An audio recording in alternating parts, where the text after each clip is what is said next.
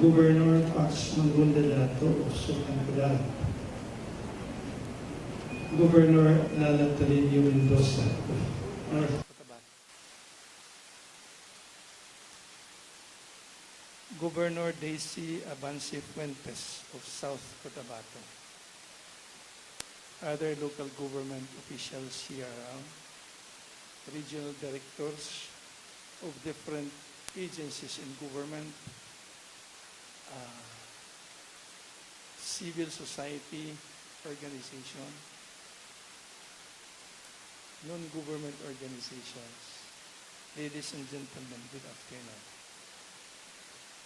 If there's something that I'm happy this afternoon, it is because the MC just introduced me to June Ibasco. No more, no less. I really hate being introduced with such a kilometric introduction, thereby taking away precious time that should have been spent for the forum. You know, it is my genuine pleasure to be part of the Philippine Open Government Partnership Participatory Governance Cluster Regional Dialogues. This is the second in a series of nationwide dialogues between the national government and local stakeholders. This event is part of the administration's continuing effort to bring more people into governance process. I would like to thank our partners, Code NGO, the Philippine Chamber of Commerce and Industry, and the USAID, not only in making this event possible, but for their unwavering support to the government in the difficult task of introducing and sustaining genuine reforms. Today's regional dialogue is another opportunity to exchange ideas, provide feedback, and offer suggestions to help shape the country's policy environment on participatory governance.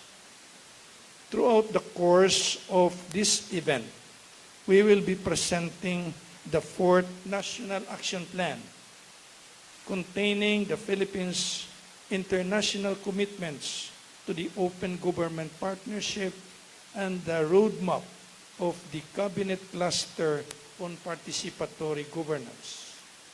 In turn, we ask for your valuable inputs to ensure that we realize the objectives embedded in these documents.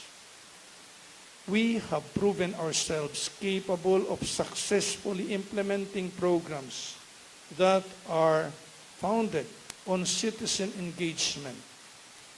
In the 6 years that we have been a member of the OGP, some of our initiatives, such as the Citizens Participatory Audit and the Bottom-Up Budgeting Program, have been recognized internationally for their meaningful impact in advancing the principles of good governance and public participation. You know, I was still the mayor in Bohol during my last term when the bottoms-up budgeting was called for. And thereby, people in the barangay were made to participate in the budgeting with the civil society in the barangay, in their town, participating in the process. You know, I was really happy with that because people really feel that they were part of government rather than people as the recipient, the receptacle of the bright ideas of other people. You know, it was at the time when a lot of initiatives geared towards responding to the needs of the barangay were really given a place at a time. But unfortunately, it did not find so much attention to the new administration. But however, if the title is not being advocated at this time, this new administration have found another venue, another platform where people could participate in budgeting, people can participate in the movement towards accessing programs and projects from the different departments and agencies. But unfortunately, because the bottoms-up budgeting was implemented towards the end of my term, unfortunately, it was used as a vehicle for political maneuverings. That was I don't know what programs could be protected from political maneuverings, especially when election is getting near. And one of these programs, just good program, was the bottoms-up budgeting. Call it any name, so long as we give the people the opportunity to participate, especially in activities meant really to respond, to look into the lives of the people in the barangays. Our success in the OGP was only possible because of the vibrant civil society, collaborative LGUs, and supportive development partners. We wish to replicate this success in the formulation and implementation of the Cabinet Cluster Roadmap. Perhaps many of you here have already been part of the OGP roadshows in co-creating the National Action Plan. I hope to see the same passion and commitment from all of you in refining the cluster roadmap. To put the discussion today into context, let me take this opportunity to articulate what the concept of participatory governance is all about, as to how we envision it when we created the cabinet cluster dedicated for this purpose. We have always believed that the real and tangible change happens when the public demands and if they have the willingness to see it through. You know, when the Duterte administration started in 2016, the Executive Order number 1 was signed by the President, thereby putting some 12 agencies under the office of the Cabinet Secretary, under my office. However, the essence of such executive order was not really to micromanage these agencies, but just to supervise, to look into that these agencies would be participating in the programs meant to alleviate the lives of so many of our poor people, and especially many of the provinces which are tagged as the poorest provinces, especially are here in Mindanao.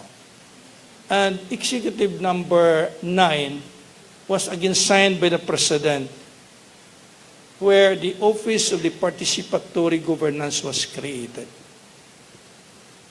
We have created this purposely to give this office the mandate to organize, to mobilize people to participate in governance. Now, we cannot ask people to participate in governance if people feel that government is not responsive to their needs. It is just impossible.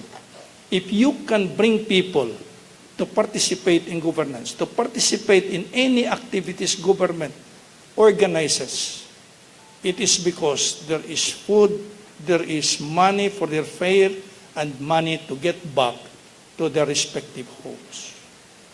But if people are asked to participate in activities, even if that activities meant really for the best interest, they will not, because people have lost trust and faith in government. So,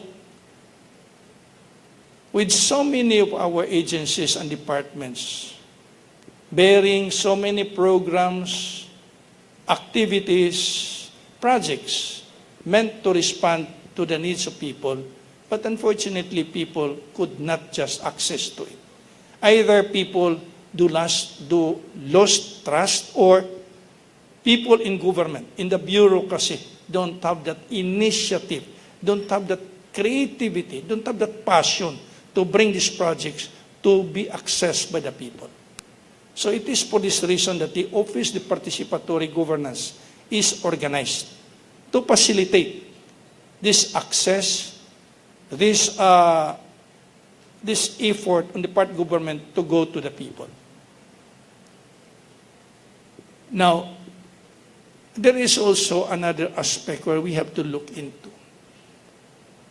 Based on the study conducted by my office at the Projects Performance Office, it was found out in the 2015-2016 that the money allocated to the different departments and agencies did have only a 60% utilization of money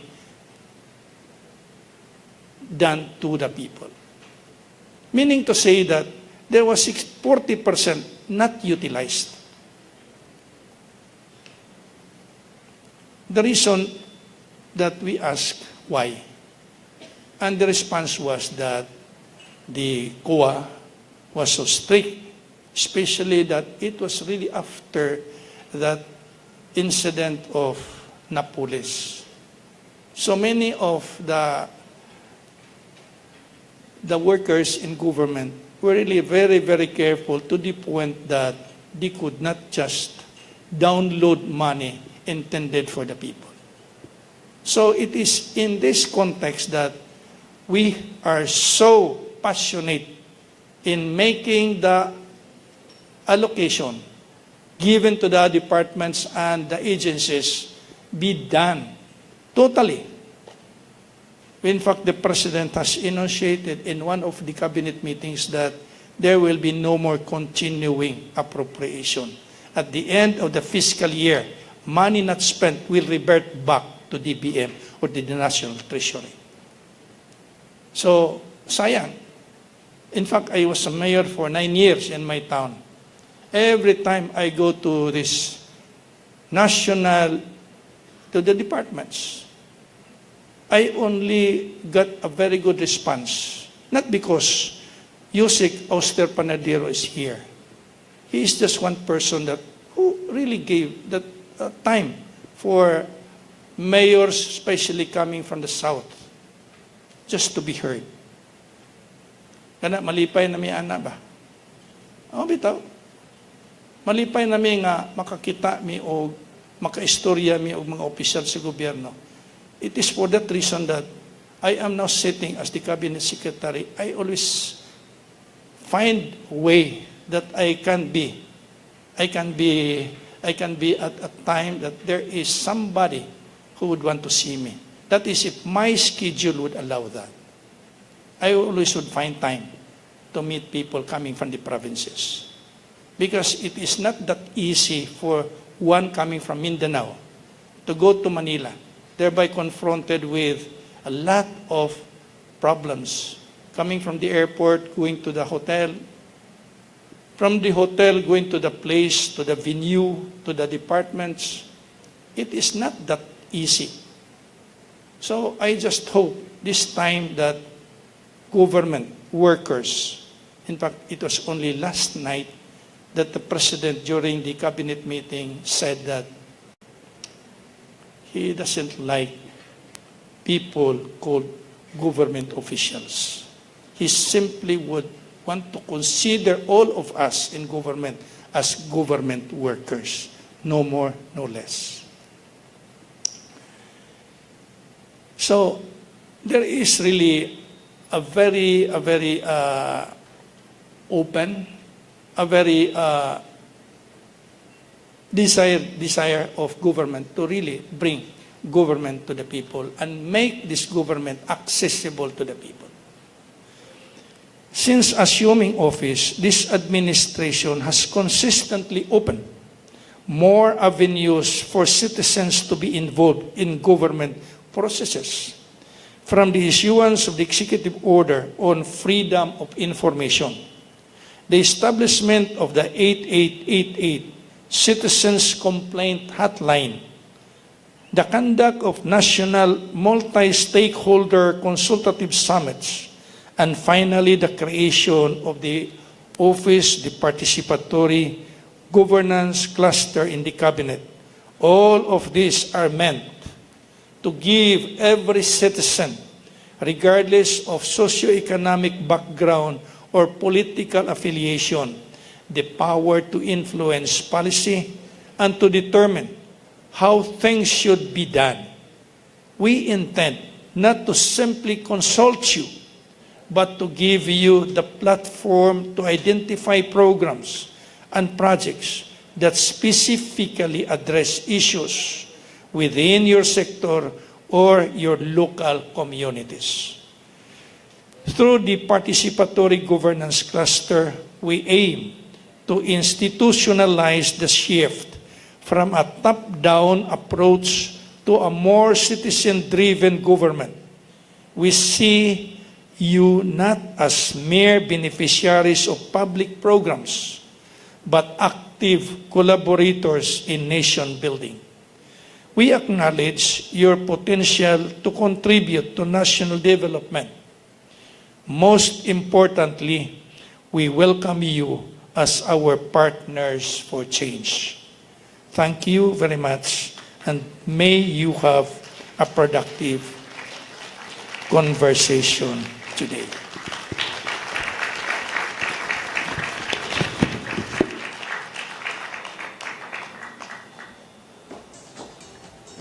Thank you, Secretary June Evasco. So let us once again give him a big round of applause. So let us seize the day even more. One of the commitments in the OGP National Action Plan that gained local traction and even international recognition is the program that provided support to LGUs. We know it by various names: bottom-up budgeting, grassroots participatory budgeting, and currently the assistance to disadvantaged municipalities. To inform us on the roadmap to improving local governance, we have with us the Undersecretary for Local Government of the Department of the Interior and Local Government. Let's put our hands together for Undersecretary Auster A. Panadero.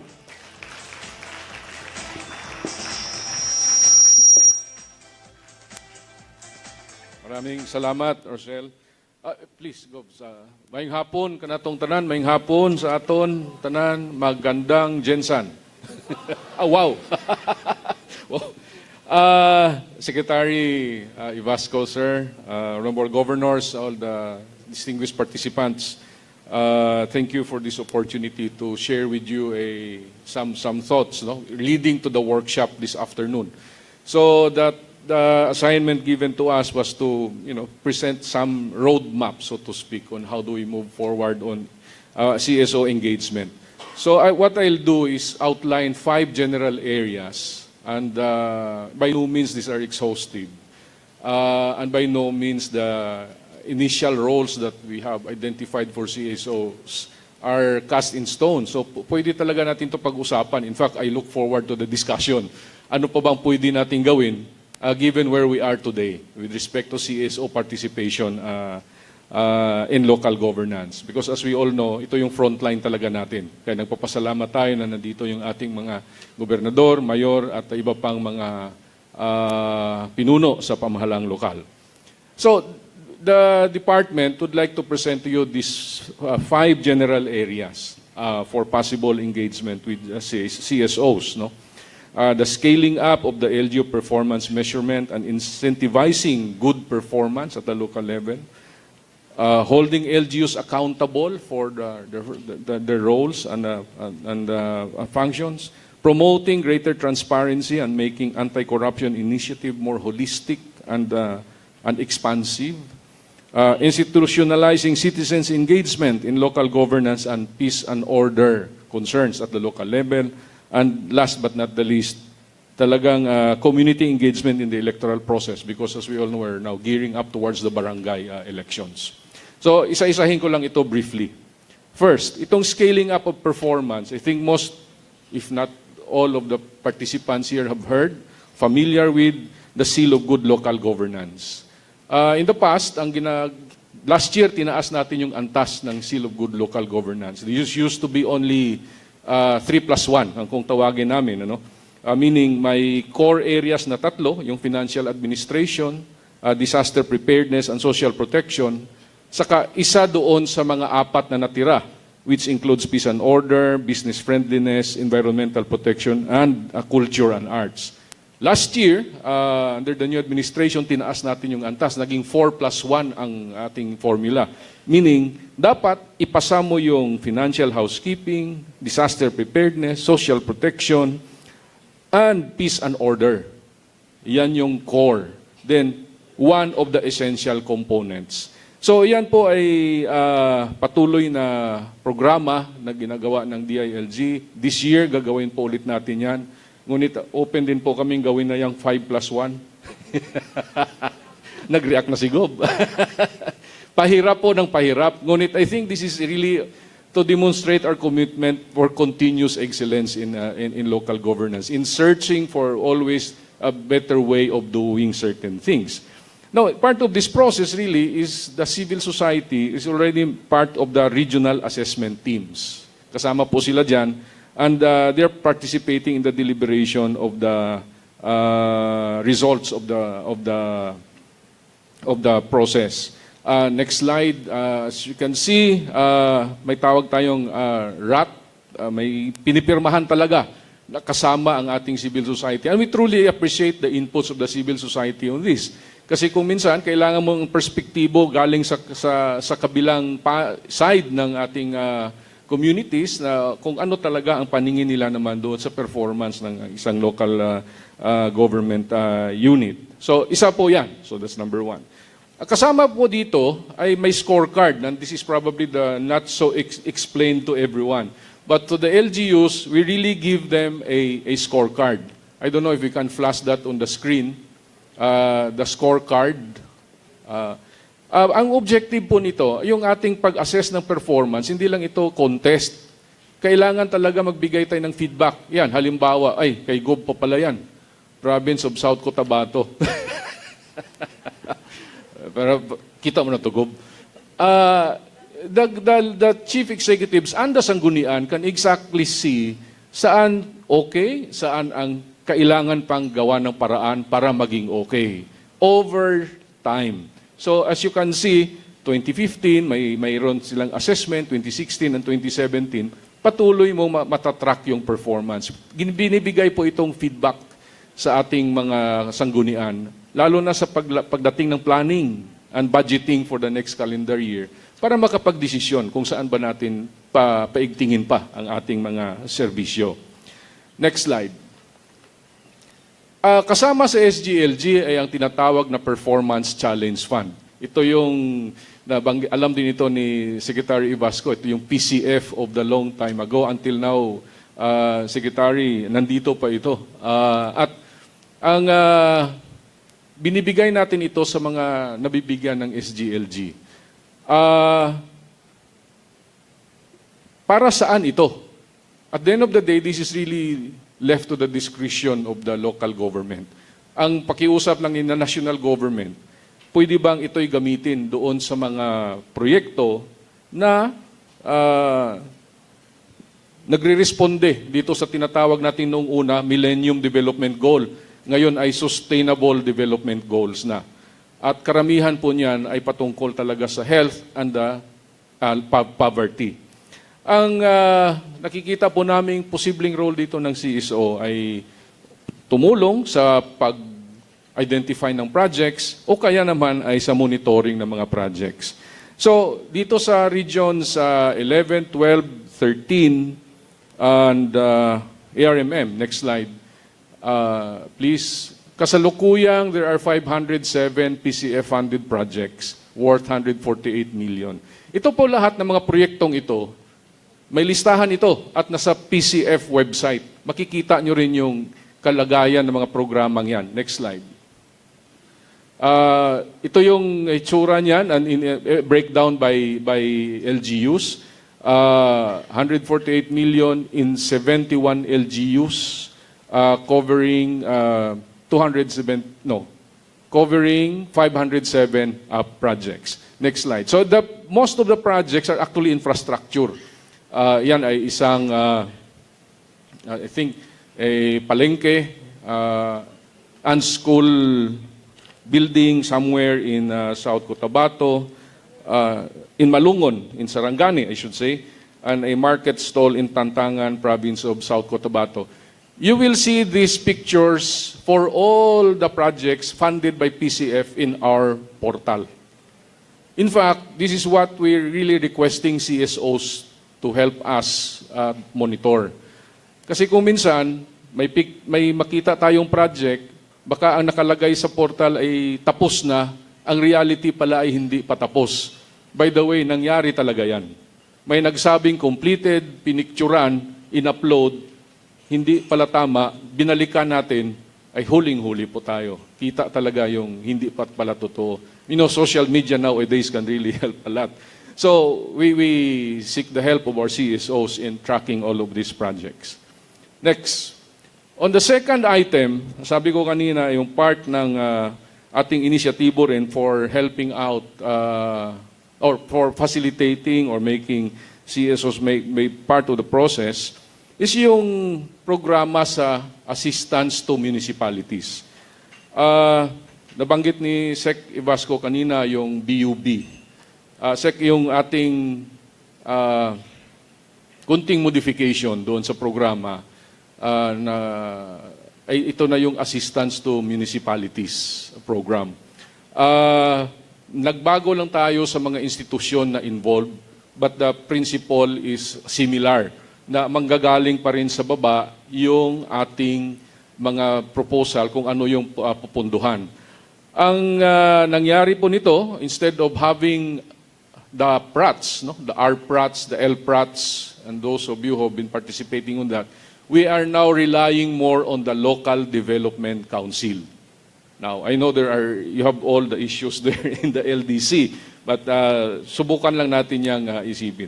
So, ito ngayon ang kasalukuyang hitsura ng ating assistance to municipalities in these three regions, 11, 12, and 13. At the moment, there are 596 projects that likewise we need help in monitoring.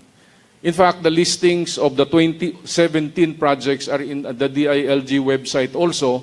Yung 2018 projects, siguro lalabas ito by next week kasi kasasubmit lang ng final list of projects. Again, the main challenge, as we all know, is not only planning as well as the developing the design, but also implementing it properly, and part of that is monitoring that those projects are all there. May portal din po tayo na kailangang picturean talaga itong mga projects na ito. At para madali nating matukoy. Kanina may nagbanggit na kasama din natin ang COA sa usaping ito. Actually sa buong bansa, humigit kumulang mga 4,000 na project ito eh. So ang sinasabi nga ng COA, hindi nila kayang masuyod lahat. So sabi namin sa COA, baka pwede nilang i-entertain yung proposal na pwede bang may ma-deputize na mga civil society groups, of course, accredited by them, trained by them, to help in auditing all of these thousands of projects. Again, in the regions here in 11, 12, and 13, these numbers are around 596 projects. In addition to this, next slide, mayroon ding programa ang para lang sa roads, provincial roads. Ito naman yung tinatawag na conditional matching grant para sa ating mga probinsya. Very sorry, Gob, nabawasan. Pero just the same, better than nothing. Sana ito yung ating paningin dito, ito yung mahalaga sapagkat this really improves a lot the connectivity in the entire province. But we somehow have a reduced budget this year. So at the same time, this is also again a challenge to all of us in government, in the local government and the civil society, and especially the private sector who are part of the process of determining alin ba yung mga critical routes na kailangang ipagawa ng ating pamahalaan.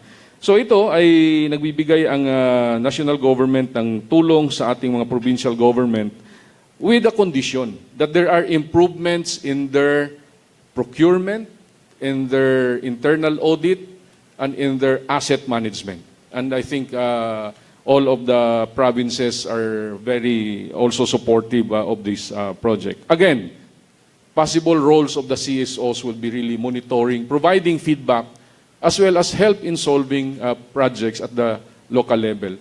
Nagsisimula po kami sa Region 6 kasi maraming CSO ang nag-volunteer doon at sabi nila, tutulong kami dyan, ngunit i-train nyo kami. So, just precisely that, so we are embarking on capacity building for CSO on how to monitor infrastructure projects, especially roads. Next slide. If you're wondering saan natin malalaman lahat ito, for now, we'll direct you to the DILG website because these are all listed. Names of projects, locations of projects, and as they progress, pictures of those projects from 30% completion, 60%, 90%, and 100% completion. Kung hindi ninyo makita po yan, ay pwede rin kayong mag-log in sa website and give us feedback, and our regional offices, provincial offices will facilitate na makuha yung mga impormasyon na yan. Next slide.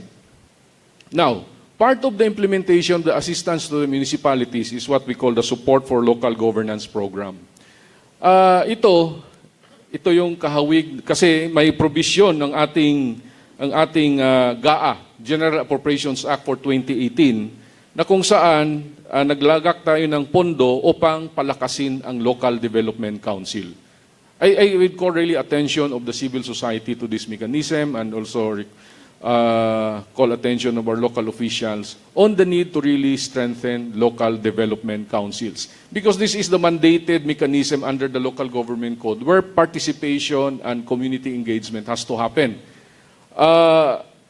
Maliwanag doon na sila ang nag-approve ng sa madaming dokumento, plano, ang LDIP, AIP, Annual Investment Plan, are the very crucial documents.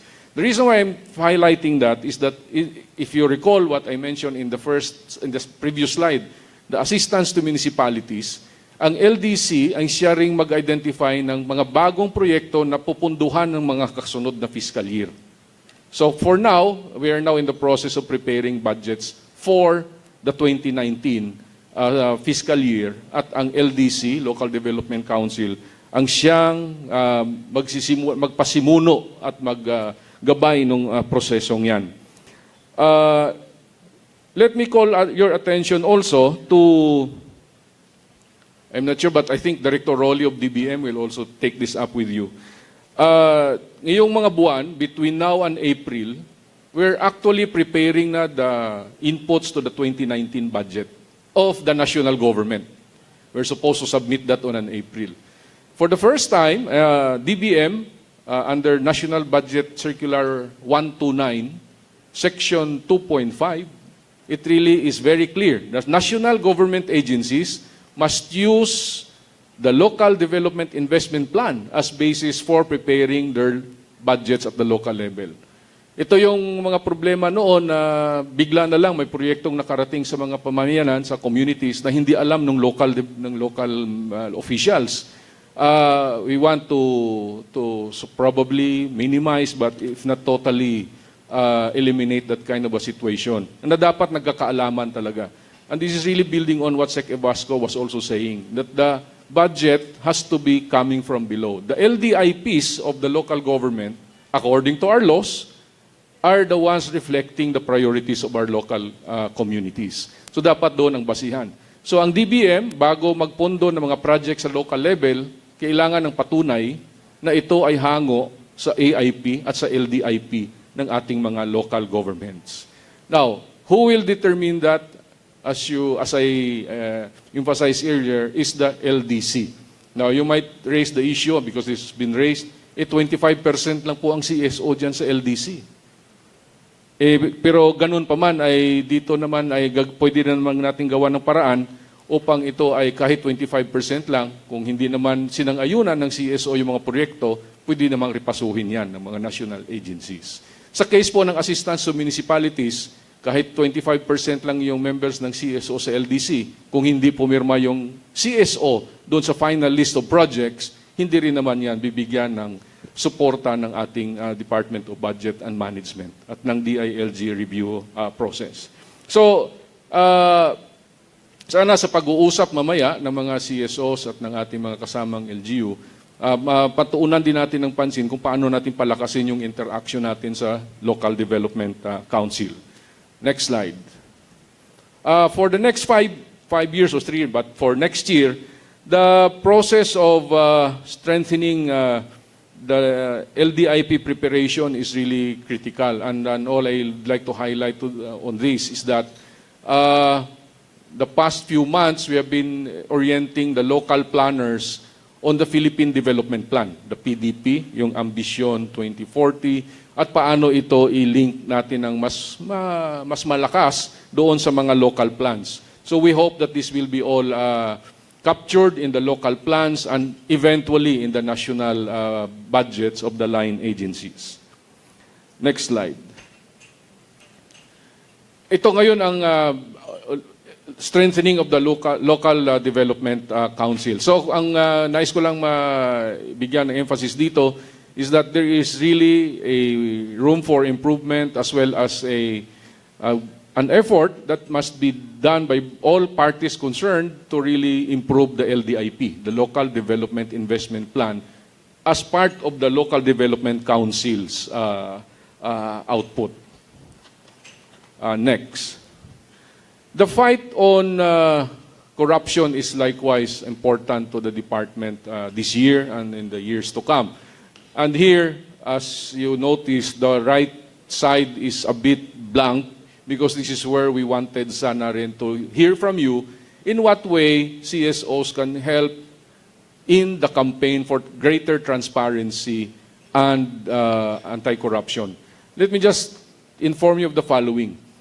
Yung ating mga LGUs ay already disclosing their financial reports. Doon sa ating mga kasamang CSO, regions 11, 12, 13, ang kanilang disclosure compliance ay 87%, but Region 12 is 100%. So, doon sa tatlong yun. Ang ibig sabihin po noon, mga kasama, there are 14 documents that are included in the list of what needs to be disclosed. Most of those are financial documents. LGUs are uploading this. It is in a portal called FDP portal. Now, I would imagine some would have difficulty accessing a portal.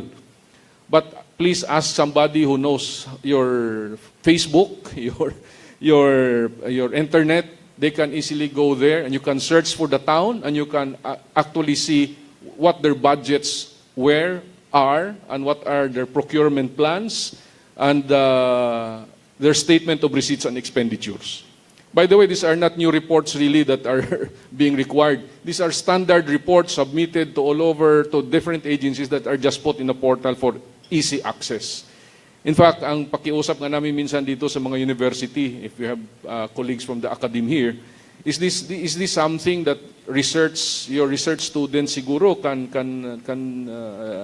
undertake as a project, then use that as a set of information that can be given to all the other interested parties, including civil society, para naman magamit ng ating mga LGUs.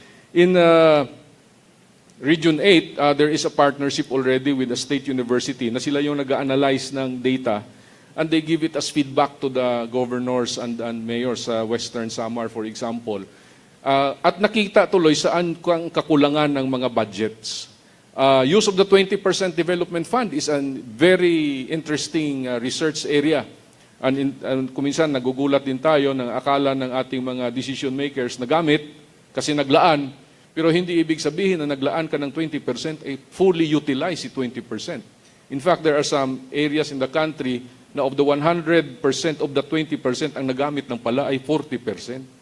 So ang tanong, nasaan yung iba? So savings daw, savings. Bakit naman natin kailangan ng savings?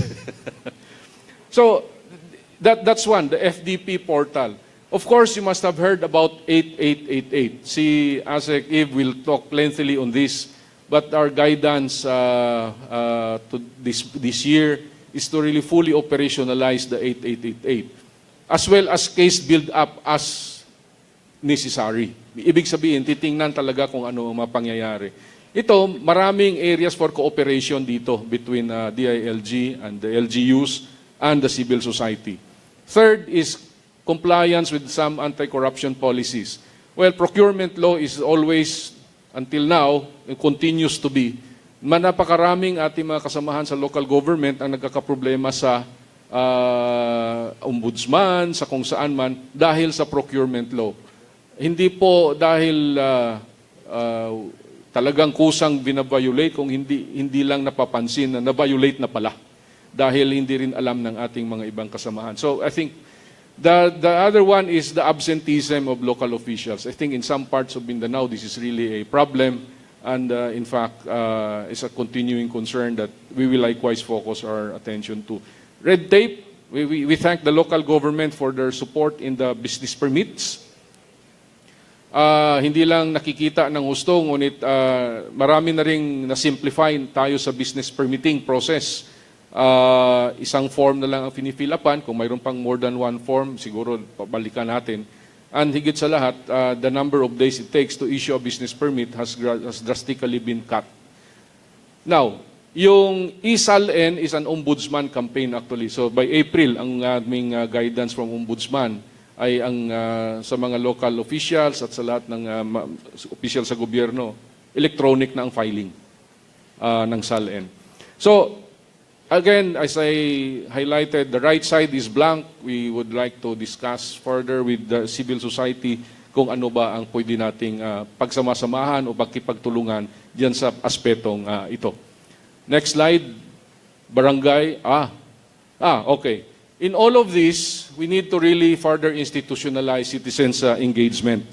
Now, for 2018, ang nakikita po namin, and we need to flesh this out, but at the end of the day, we need to really invest on building capacities of CSOs who are part of the local development councils, the peace and order councils, the anti-drug abuse councils, and other anti-corruption bodies that may be established, national at local level. We have to invest on that. Accreditation is also something that we need to pursue.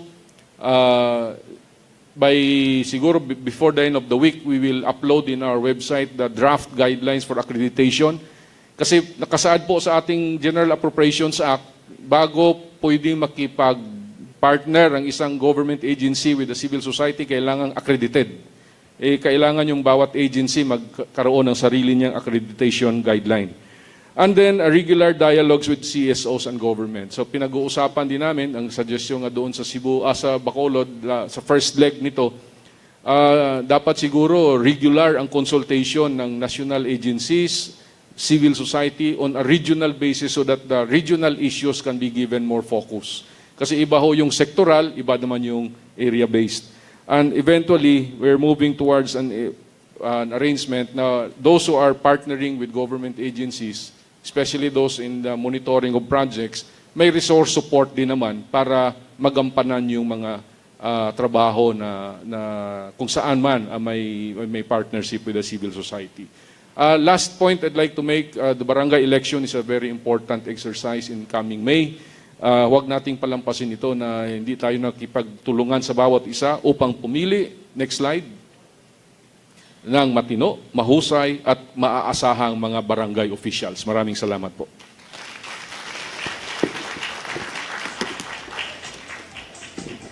Thank you, Yusik P, for discussing the topic shaping good local government agenda via CSO engagement. For the information of everyone, there are 2 more speakers this afternoon. So after that, we will proceed to the open forum. So take note of your questions later. Let us proceed to our next session, and he will be discussing another initiative from the 4th OGP National Action Plan. Our speaker is the Assistant Secretary of the Presidential Communications Operations Office, or PCOO, and the Program Director of the Freedom of Information Program of the Philippines. Please join me in welcoming ASEC Chris Ablan.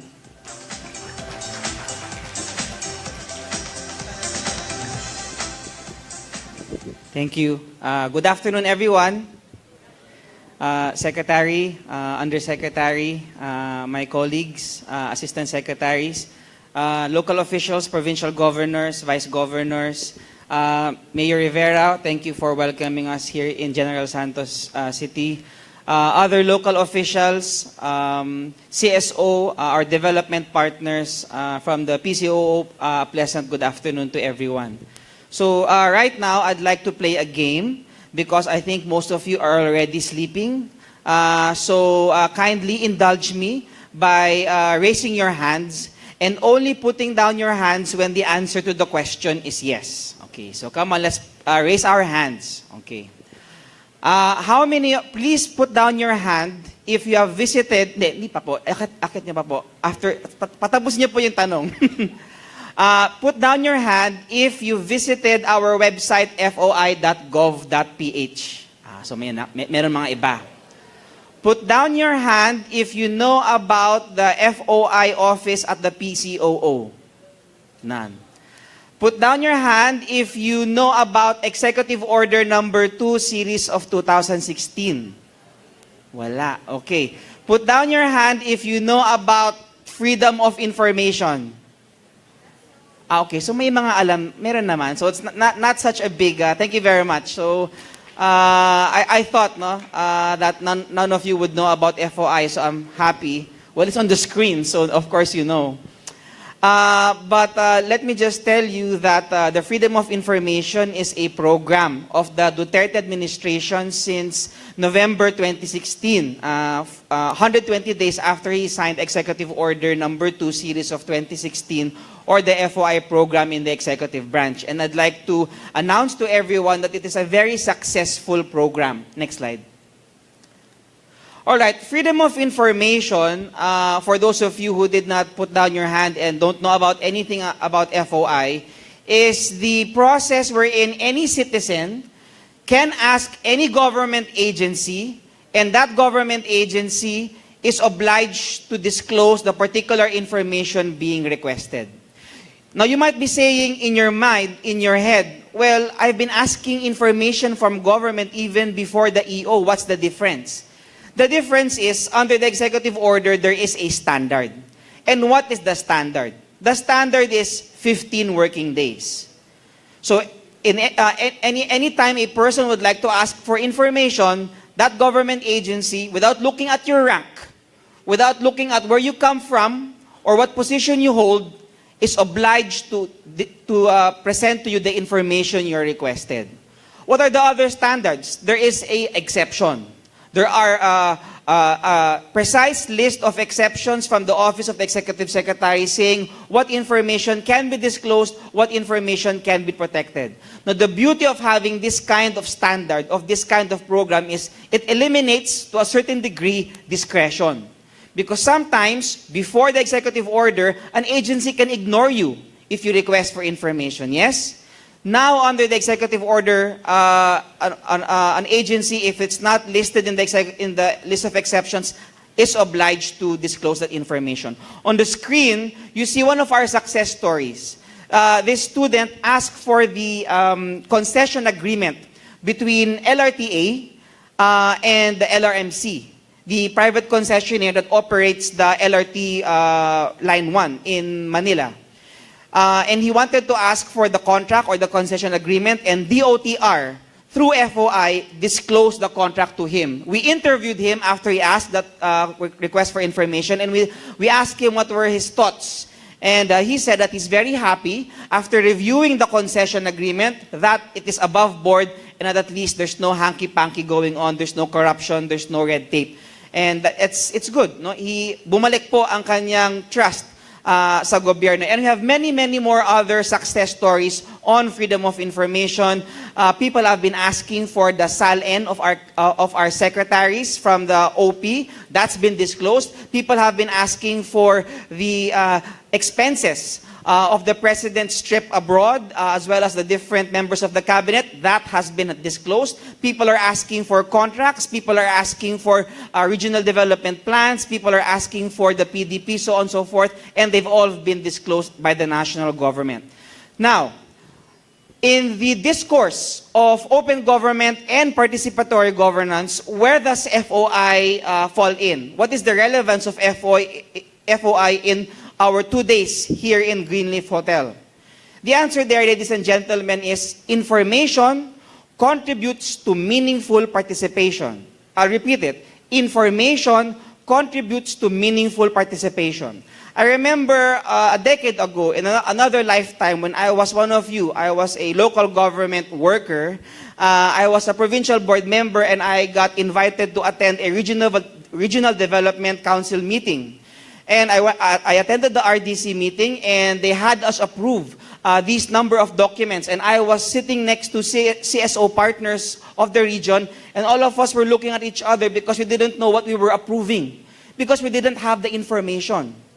Imagine how much participation we can get from our CSO partners, from our local government officers, if they had the information at hand. That's where FOI comes in. Use this tool to get the information that you need.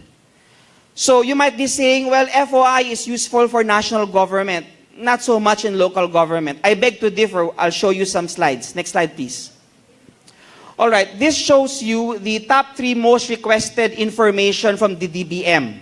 And the third most requested information from the DBM is the IRA allotment or ERA allotment of each of the LGUs. And this just goes to show that citizens are interested on local information. Next slide. This slide shows you the top 3 most requested information from NEDA, and the number one requested information is the regional development plans of the different regions. People are interested in local information or local related information. Last slide. This is the top 3 most requested information from the DILG. And look at number 2. Number 2 is list of all approved assistance to disadvantaged municipalities projects in all regions. People are interested in local matters.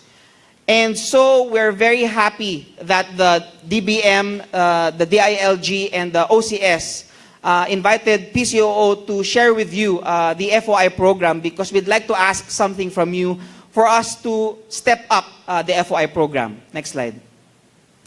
All right. Basically, we want local governments to embrace freedom of information. Since the executive order does not cover you, we would like to ask the local government workers, elected officials, to pass their respective FOI ordinances. Allow the people to access the information that you have. Government is a rich source of information. It covers information, official records, public records. The general rule is, if you have in your possession information considered public record and it is requested from you, you are obliged to disclose it. Now, this is FOI compliance in the national government, so that you have a standard. Across all national government agencies, 189 government offices, all 100% have approved their own FOI manuals, and all 189 have uploaded their FOI manuals for downloading and viewing in the respective transparency seals of their websites. For GOCCs, we have 65% compliance, for SUC 79%, and for local water districts 33%. In the local government level, since it's not obligatory, we only have a few local governments who've passed their respective FOI ordinances. Hopefully, here in Mindanao, General Santos City can start by approving its FOI ordinance. Next slide. There you go. So we're only encouraging the local government units. Hopefully, a law is passed. But before a law is passed, maybe you can pass your respective FOI ordinances. Next. All right. So these are the 2 LGUs we know that have their respective FOI ordinances. They're from the north. The province of Ilocos Norte passed their FOI ordinance in September 2016, and the city of Lawag passed its FOI ordinance last year, 2017. The contents of the ordinance is very similar to the contents of the executive order. Next slide. The main provisions is a general statement that citizens have a right to access information of government, and then a listing of what the exceptions are.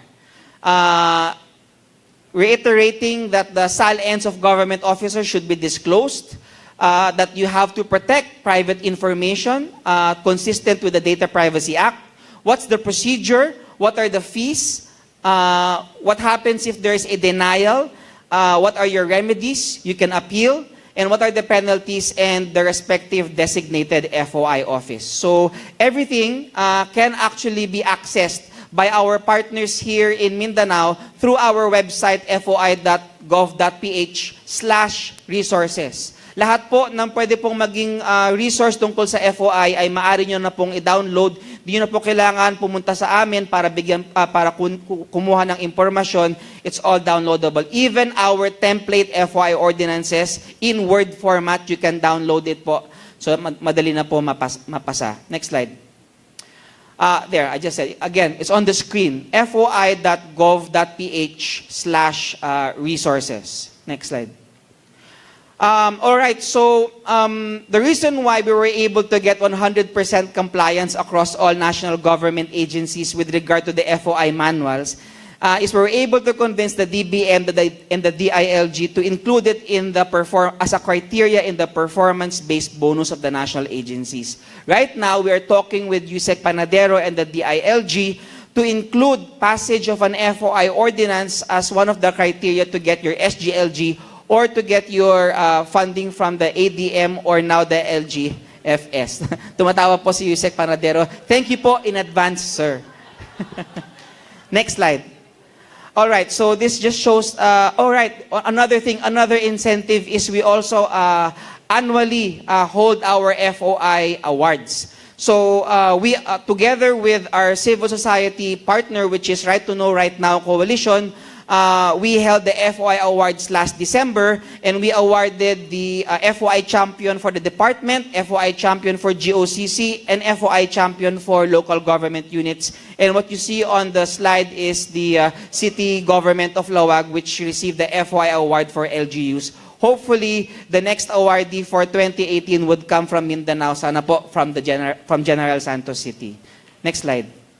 All right, so this is my last slide. I know we're pressed for time. The next speaker will talk about 8888, si Asek Eve po ng OCS. These are our contact details. If you need any information, just email us or give us a ring. Again, all of our resources can be found on foi.gov.ph. It's not just a resource of FOI materials. foi.gov.ph is a repository of all information of over 200 government agencies. Actually, all departments are already on the website, meaning to say, if you have a request for information in Manila, you don't need to go to Manila. You just log on foi.gov.ph, you search for the government agency, and then you ask your question there. And the agency is supposed to respond to you within 15 working days with the information. If they don't have an information, they have to explain to you why they don't have it, if it's exempted. They have to explain to you why it's exempted, and if you're not satisfied, you can appeal. So that's the whole FOI program. I hope I tickled your fancy. I hope you pass your FOI ordinances. Thank you very much, General Santos City.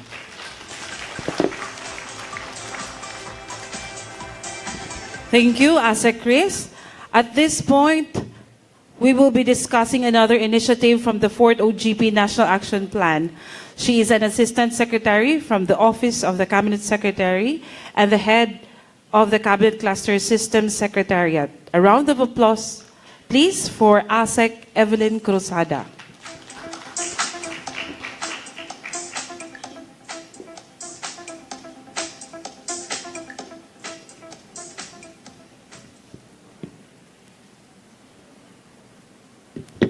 Mayong hapon, especially sa kay Cabsec June Ivasco Jr., Yusek Panadero, si Asek Ablan, ang mga LGU officials, other officials of government, ang mga taga Jensen and the other regions represented. Mayong hapon. Paano gin-establish ang hotline 8888? So, mag-start kita sa first na State of the Nation address ni President Duterte. He said, "Ngayon, I will be establishing 8888 only for dedicated to corruption. Kapag may marinig ako sa executive department, even a whisper, hiwa-hiwalay na tayo." Yan ang sinabi niya sa first niya na SONA. Then in the second SONA, in 2017, he said, and I quote, "We also launched Hotline 8888, the Citizens Complaint Hotline." What is it? This is a public hotline which is supposed to be a facility that receives feedbacks or concerns on government services. So, according to him, since the launch, marami na ang mga complaint about government agencies at ang mga pinakapopular, slow government processing. Ang haba ng days sa pag-process, kumuha ka ng lisensya, kumuha ka ng sertipiko, changing of procedures. May procedure sila, tapos bigla na lang nila i-change. And then, ang issuances ng mga lisensya are always centralized and also from Manila. So gagastos ka talaga para makuha mo ang ibang mga clearances and licenses. And may mga government employees na discourteous. Kahit sa pag-answer lang sa telepono, ay talagang palaban. And these are some of the findings of the calls that were received by Hotline 8888.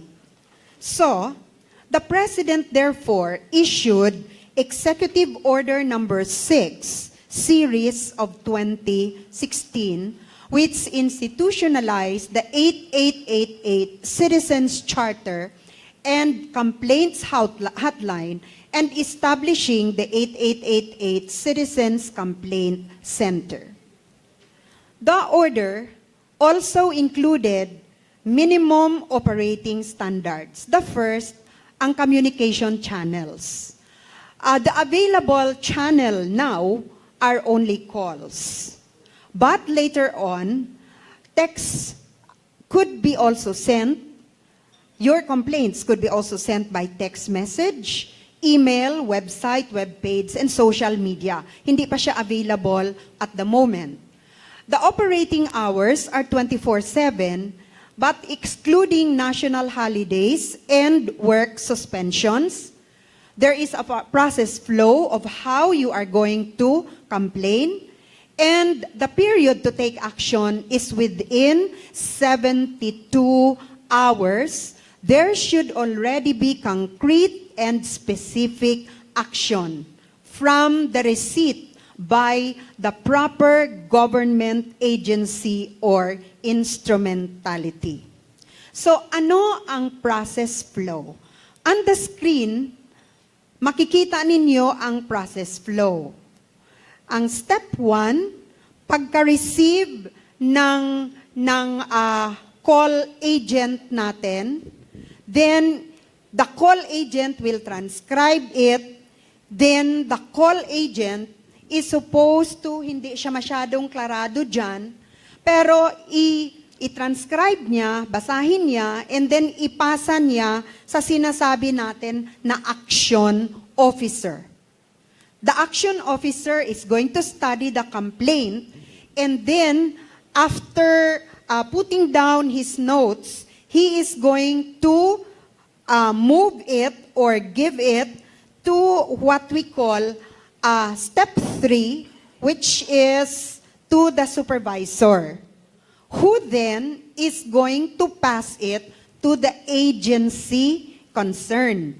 Then the focal person of that agency complaint should look at the complaint, process it, and then the processing should be within 72 hours. Then the next step is for the focal person to give it to, I cannot see the, the next step is supposed to be to give it to what we call the database. Kasi ilalagay na siya sa database para makita na kung saan siya galing. And then from there, ipapasa na siya sa STAR. Sa 888, ang 8888 kasi nakalodge siya sa STAR ng Office of the Cabinet Secretary. So every month, ang STAR ay i-put together niya ang report and then ipasa na niya sa Civil Service Commission. So, may feedback na ibibigay sa nag-complain. Yon ang process flow. Now, supposing an agency na siya ang kinocomplain, hindi siya nag-comply within 72 hours. Ano ang mangyayari? First, may follow-up na communication to be sent by the 888 center. Then, the government agency or the government instrumentality shall be given another 72 hours to respond to the complaint. But if this government agency or instrumentality will not comply given another 72 hours, then that agency or instrumentality is going to receive administrative sanctions from the civil service. Now, what do we mean by concrete and specific action? Concrete and specific action refers to actual and factual action to the complaint. So for example, may tumawag na ang sabi niya, ang inyong front line, di ba meron tayong officer of the day. Pumunta ako, nag-ask ako ng information, sinigawan ako. So then, the complaint is going to be directed to whatever agency, government agency, or government instrumentality. Pag-receive niyan, ano ang actual and factual na aksyon? Mag-iimbestiga ang focal person kung totoo ba, nangyari ba ito or what. So that is what we call concrete and specific action. Then ano ang gagawin next? It must be within the mandate of the government agency or the government instrumentality and a clear, exact, and relevant response to the caller or complainant. Then, another definition in the 8888, next slide please, sino ang permanent or focal person? This refers to the officer duly designated by the department or agency to act, monitor, and oversee the 888 referrals received by the office. The person has a central coordinating role and responsibility in ensuring that the provisions and specific action of 8888 referrals are done within 72 hours. Sino siya? Dapat ang rank niya at least an assistant secretary unless the existing organizational setup provides otherwise. Another word or phrase, next slide please. Who is the alternate focal person? Kasi in the absence of the permanent focal person, there should be an alternate. He shall act, monitor, and oversee the 8888 referrals received by the office and shall have a rank of at least a director unless the existing organizational setup provides otherwise. Next slide, please. Who are the technical officers? This refers to person or persons in charge of receiving 888 referrals and in maintaining and managing the agency's 888 online account or portal. The technical officer or officers shall regularly check the portal, inform the focal person or the alternate of any received referrals, update and provide feedback, and perform such other functions as instructed by the focal person or the alternate. Next line, please. What administrative sanctions could be given? So, according to Executive Order Number 6, Series 2016, without prejudice to the appropriate criminal liability, take note ha, may criminal liability kung kailangan, failure on the part of any government agency or instrumentality or its employee to timely respond to the public's concerns received through 8888, Citizens Complaint Center, or any violation of the provision of the order shall be a ground for administrative sanctions under existing laws and regulations. Kasi sa civil service, di ba, mayroon tayong mga offenses. So, those could be a basis for the administrative sanctions kung hindi nila sagutin ang complaints na na-receive. Now, on the screen, you will find what happened from the time the SONA was delivered. In the beginning, yung complaint center was serviced by the Civil Service Commission contact center ng bayan. Then after all of the processes, finally, on November 4, 2017, it was fully operationalized at the office of the President. So, ano ang current status ng 888? Calls are now free for Globe and Smart subscribers, provided the subscriber has at least 1 peso na maintaining balance. Okay.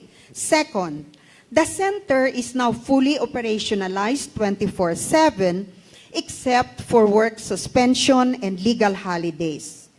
As of this moment, 98 agencies have been oriented and have opened their own account.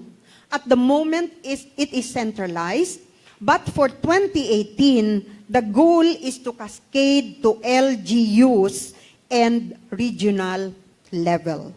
So cascading of the 8888 to LGUs will be part of the strategic planning that is going to be held on February 20 to 21 of this month.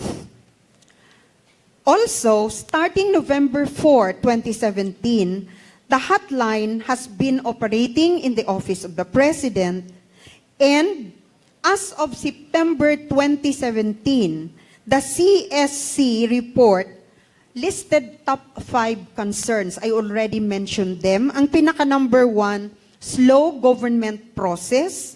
2, unclear procedure. 3, unattended hotline number. Tumatawag sila, walang may sumasagot sa hotline number ng agency. Discourtesy ng sumasagot. And failure to act on a request that was lodged.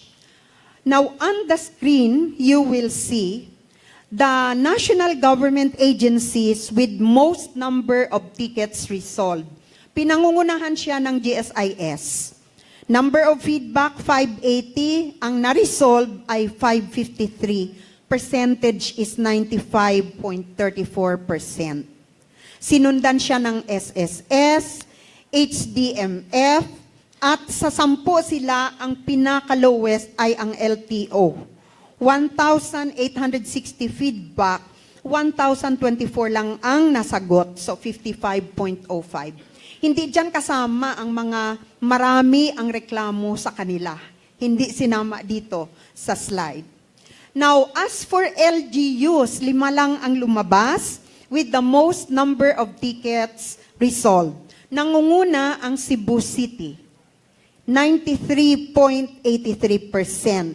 Sumunod ang Pasay, very close. Makati, only 67.65%. Taguig, 64.91. Quezon City, 54.69.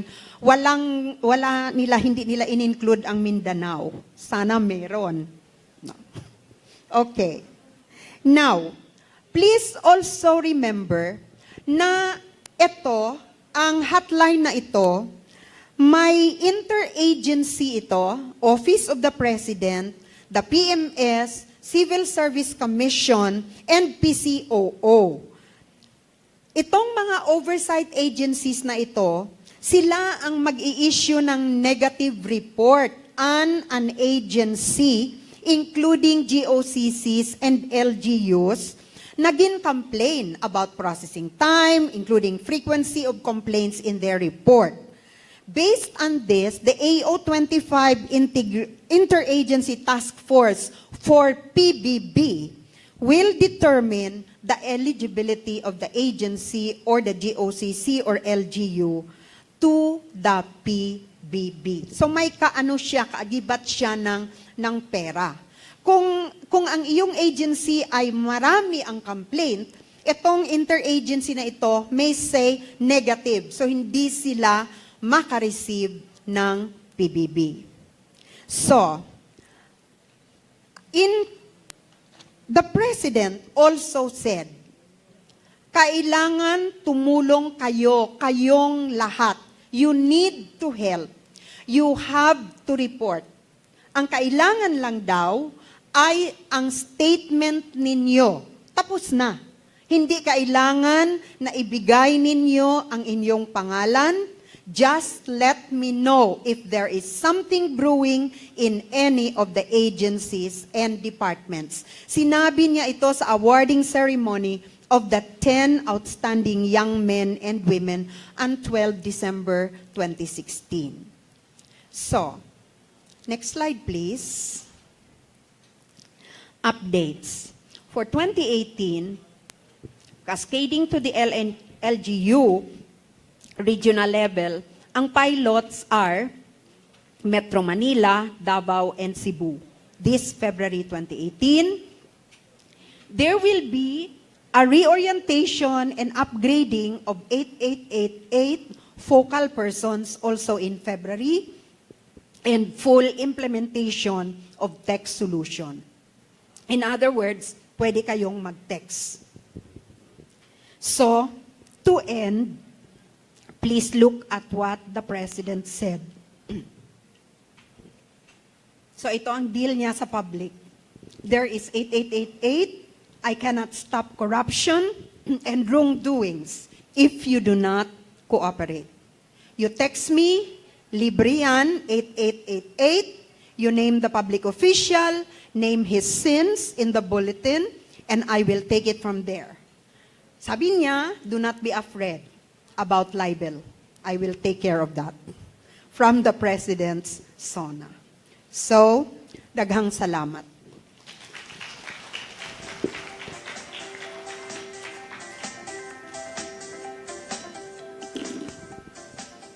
Thank you, Asek Rosada. So after the messages and presentations of our distinguished speakers, I know everyone is excited to engage them in the discussion. So let me call again on stage Secretary June Evasco, Yusek Panadero, Asek Chris, and Asek Rosada. And I'd like to call Mr. Mark Devoma from the Office of the Cabinet Secretary, Performance and Projects Management Office as our moderator.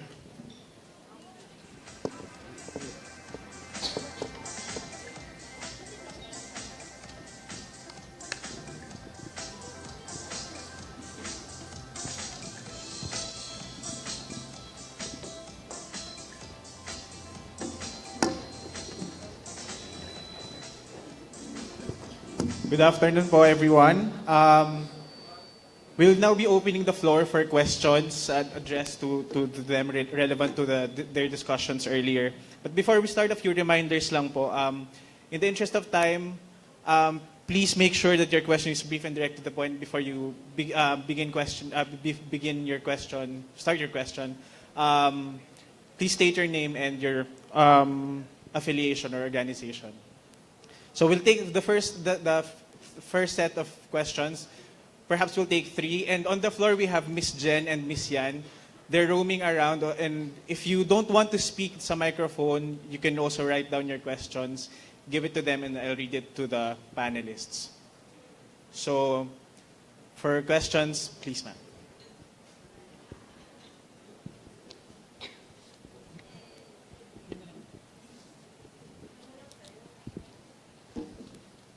Good afternoon, sirs.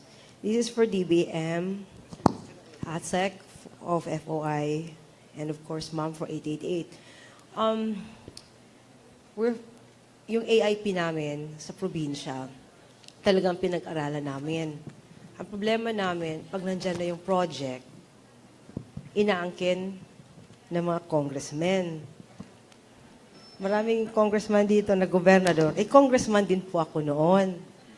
Ang hirap po kasi, Yusek Panadero, minsan, the LGUs will spend money just to proceed with the project. Sometimes we outsource the program of work because our engineerings are too busy because of also of our program. So, how can you secure our priority projects, no, in that sense? And on any in public freedom of information, how can you set up protection? Kasi in the locality, may magpupunta sa amin.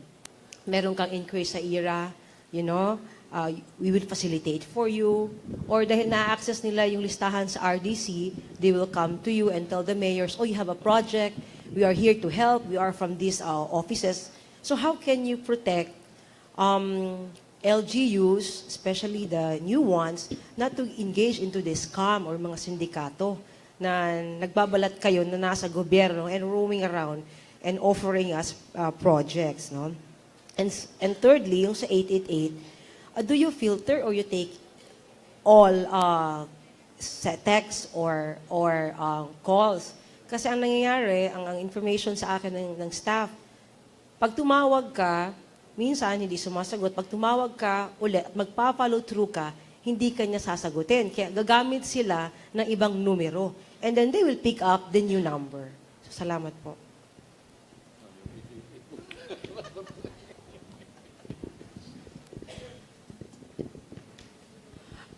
Sa process ng 8888, may nagtitake ng call. So, ano niya yon. Kasi dahil call siya, so isusulat pa yan, no? And then, ipapasa niya sa action officer nila. If-filter pa man, binabasa nila Tapos, tinitingnan nila kung dapat ba ito siyang i-forward or hindi. Kasi, kung tatanggapin mo lahat-lahat na, may mga, may mga reklamo, like, for example, may mga SUCs na nagpi-feedback sa akin, na yung reklamo na ay ang anak daw niya hindi nabigyan ng scholarship ng school. Yung parabang dapat sana doon na sila mag-usap and then ang mga officials ng SUC ay nagrereklamo ang dami-dami nilang ina-answeran.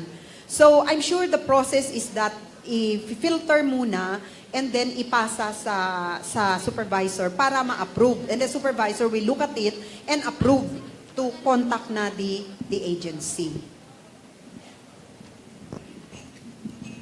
Alam mo, Go, yung 8888 is undergoing some fine-tuning.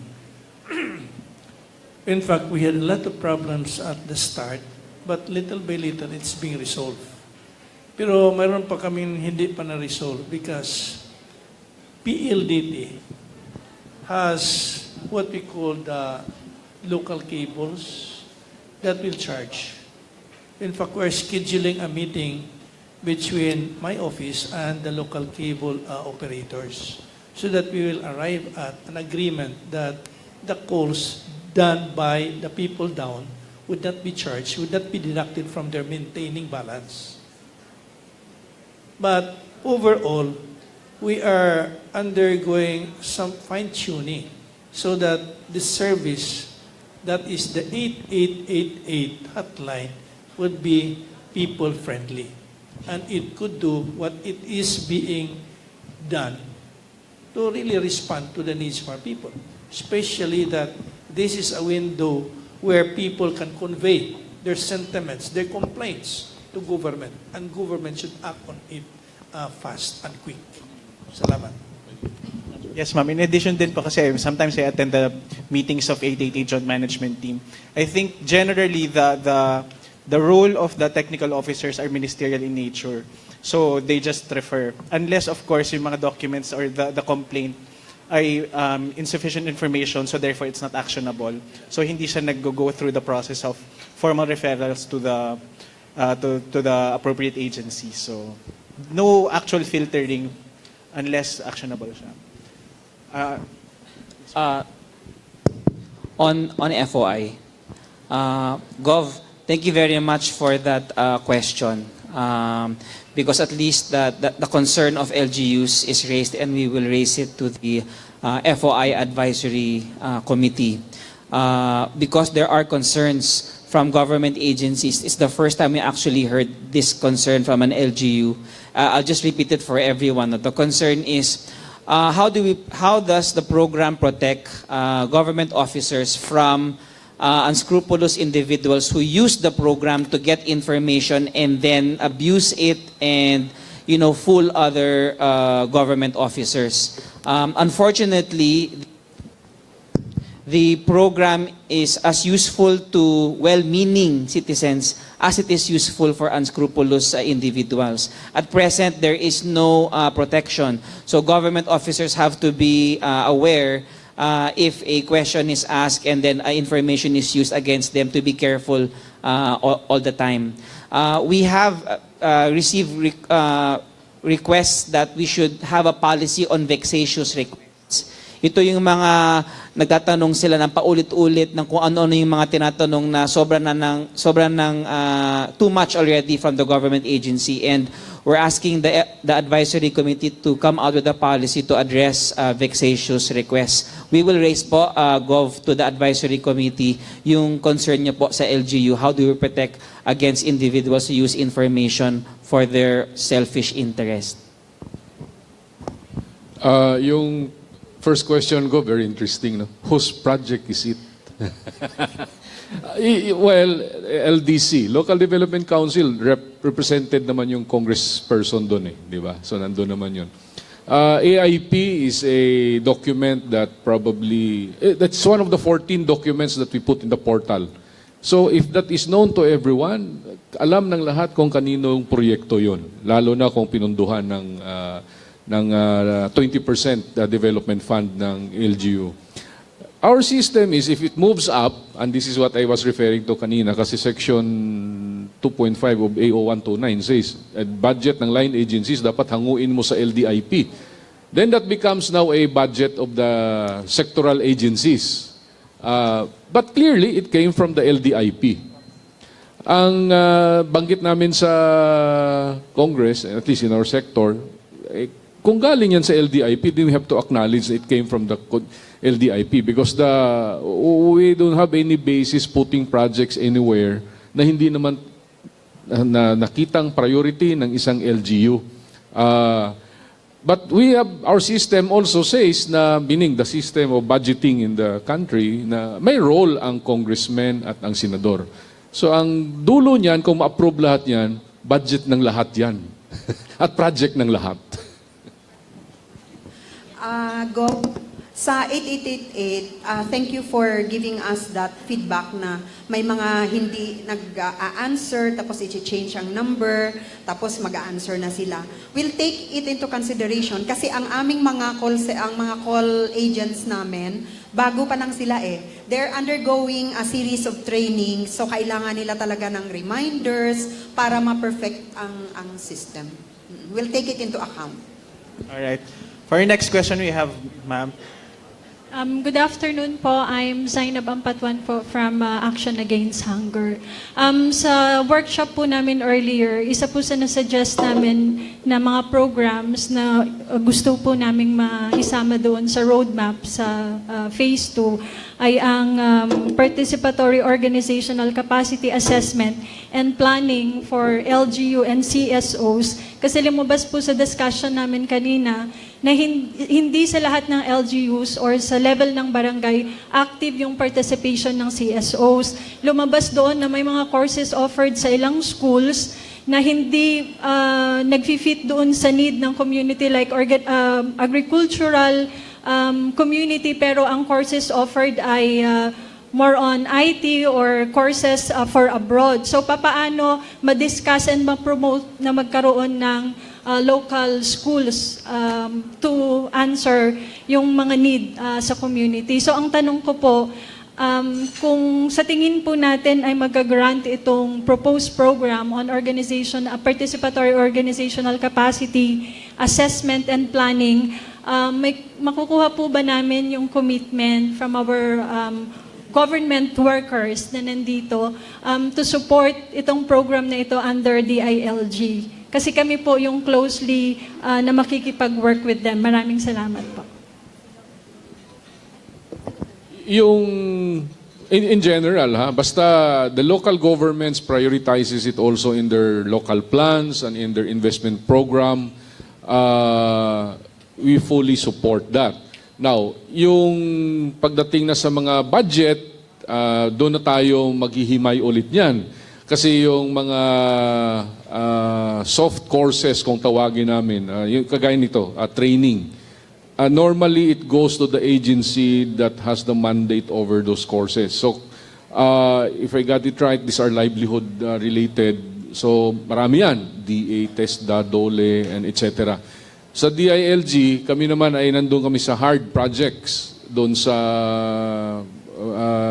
mga civic centers, yung mga multipurpose, tubig, kalsada na accessibility roads, and evacuation centers. So, but then, I think the process naman will allow support to those projects as long as endorsed lang tayo ng ating mga local governments.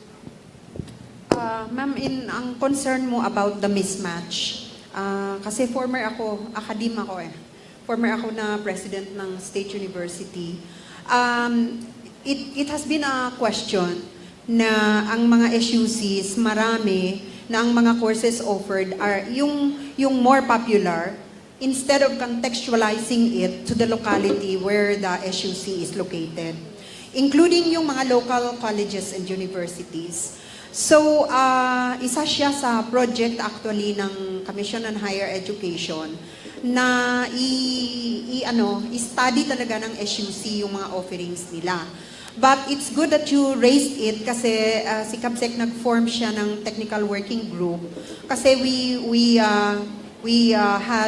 found out through a research conducted by a National Research Center for Teacher Quality ang baba ng quality ng education talaga sa country. So it would become one of our inputs kasi we've started to analyze saan ba tayo nagkamali. So I'll bring it to the next meeting this March. This February actually, we have a meeting on the 14th. I-bring it out ko para malagay namin sa aming discussions and we can look for solutions later on that we could propose to the education sector kung ano ang magagawa. Okay, thank you. Yes, ma'am. Daisy Fuentes, South Cotabato. Yung tanong ko related din sa 888 nung civil service pang naghahandle.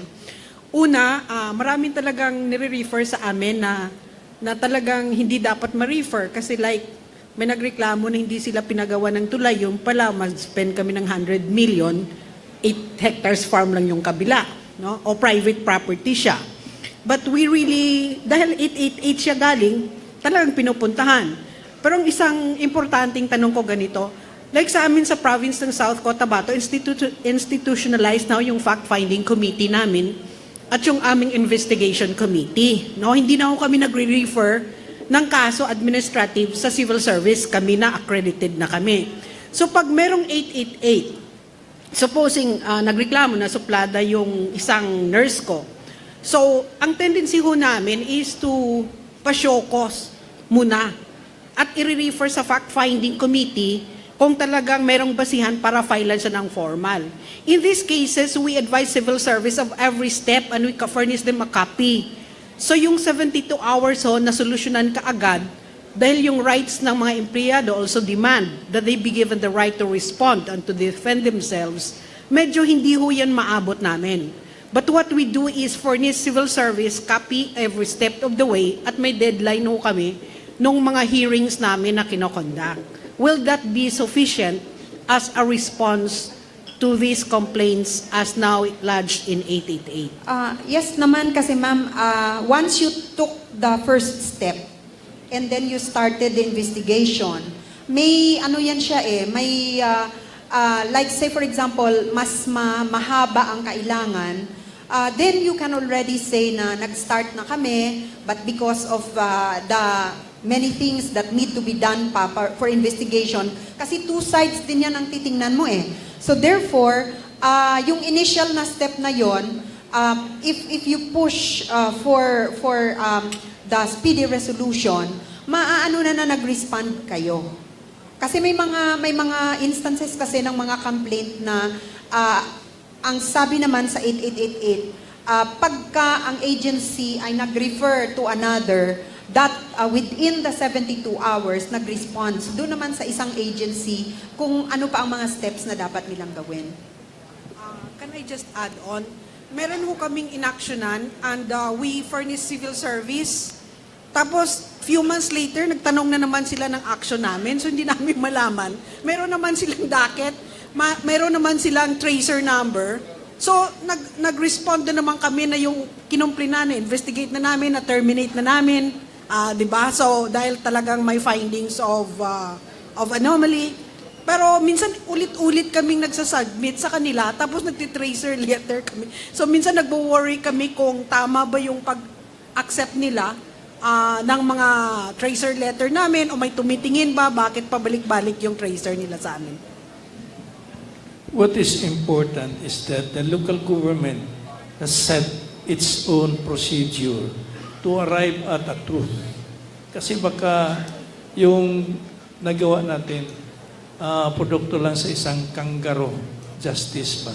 So it is, we really appreciate what South Cotabato local government has done in establishing the mechanism to arrive at, a mechanism for due process to arrive at the truth.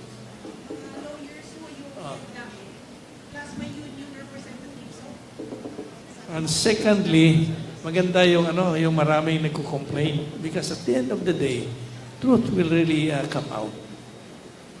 In fact, mismo sa Malacanang nag-set kami ng ng Presidential Action Center for the investigation of graft charges.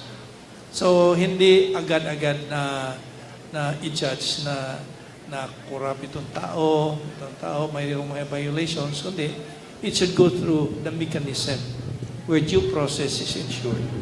So we really appreciate what South Cotabato is doing, that they do have their own mechanism in accordance to due process principle. Thank you, Gov. For next question, sir. Dave Luison po from PS Link. I have two questions, sir. First is, yung sinasabi niyo po, yung sa LGU po ba na project implementations, ang CSO has a great role. Yung sinasabi niyo po na magmo-monitor ang CSO on the status of the project implementation, paano po namin ibigay yung information? it will just be posting a picture on the, in what way po?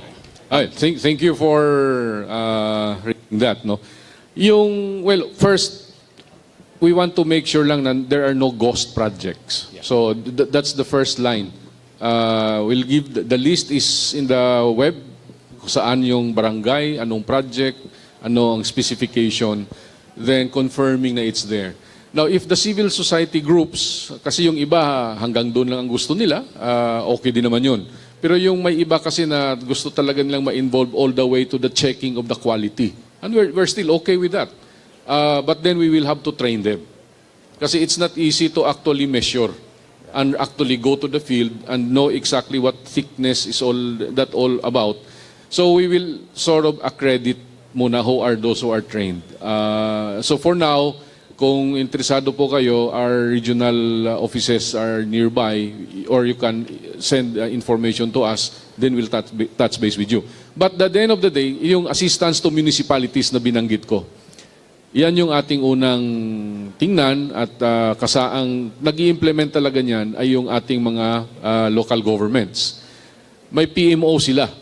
So if you are interested in a place, in an area, we have to introduce you to them. Because at the end of the day, your reports doesn't have to reach Manila.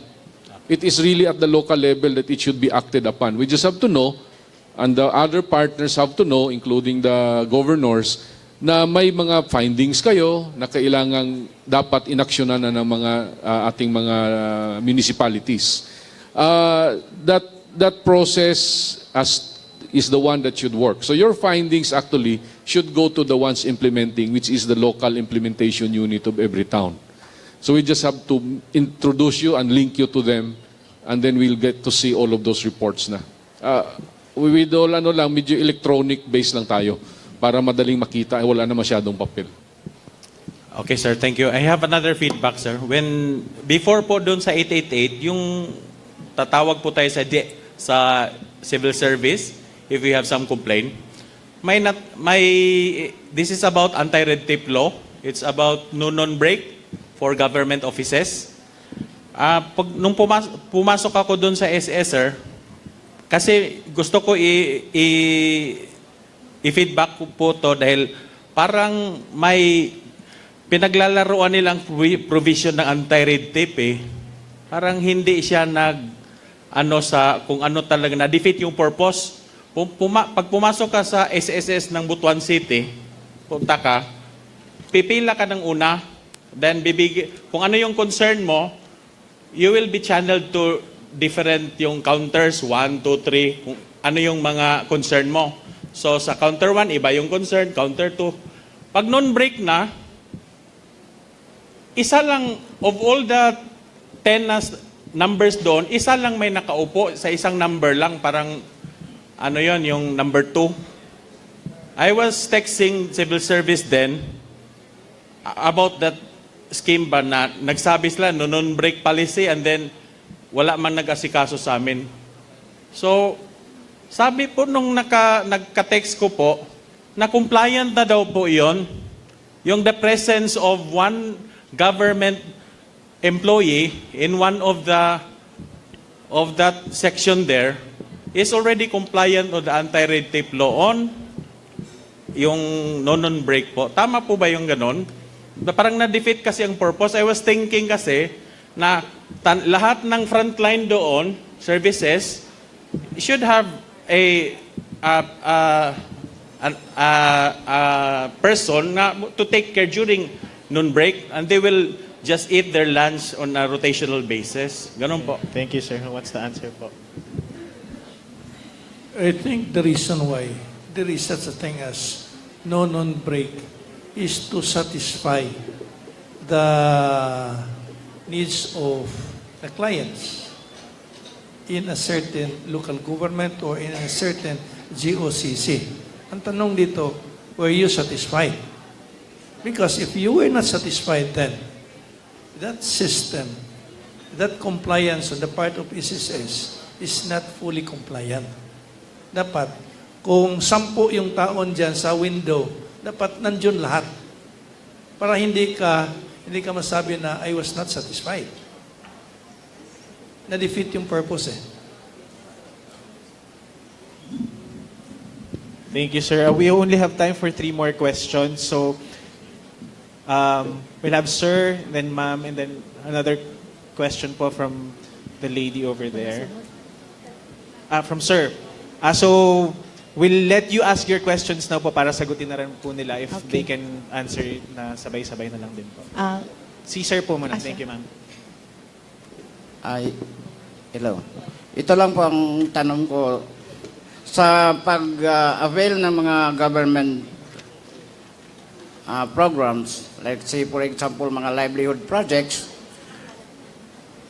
KP pa lang, Regional Organizing Council Chairman ng Caraga, ito pa ang standard procedure sa implementing guidelines sa pag-dispose ng mga projects ng gobyerno, may set of requirements.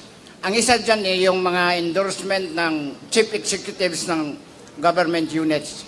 Sa amin po, sa Agusan del Sur, by experience, yung mga pinapacilitate namin, most of the KP members, organizations, belongs to the opposite side of the political arena. The incumbent political party, most of the KP supporters, organizations belong to the opposite side. Tapos, kung maghingi kami ng mga requirements, sinasabi ng mga executive sa wag bigyan yan, opposition yan. Wag bigyan yan. And we cannot do away the implementing rules and regulation. May nag-advise pa na, kasuhan nyo yung chief executive. Aba, hindi na nga pagpakulo ng tubig dahil walang maluluto, pakuluin pa ang dugo. Paano na lang mangyari? Kaya, hihingi lang ako ng advice, where to go, where to seek for any resolutions on these common problems. Kahit nasa delivery on assistance during calamities, ganun pa rin. Tinitingnan yung political color. Ito, huwag bigyan. Chairman yan ang kabilang partido, last election. Ito, malakas manira sa atin, last election. The programs of the government, the services, loses its dignity because that was not given in its property. That was given or received not on its property. Kahit na yung mga taong hindi talaga nangangailangan, pero kapaltido, binibigyan. Yung totoong nangangailangan, kahit na ilang beses na biktima ng kalamidad, hindi makakatanggap. Where do we have to ask a resolution on these practices? Yun lang ang una kong tanong. Thank you, sir. Sige po. Si sir naman po, si ma'am naman po dito. Sa kanan. Good afternoon, everyone. I'm Engineer Adela Fiesta, City Planning and Development Coordinator of Cotabato City. My concern is for Undersecretary Panadero of DILG. Kasi po narinig ko kanina na merong gagawing strengthening of local development councils wherein there at least 1/4 of the duly constituted council shall come from the NGOs or CSOs.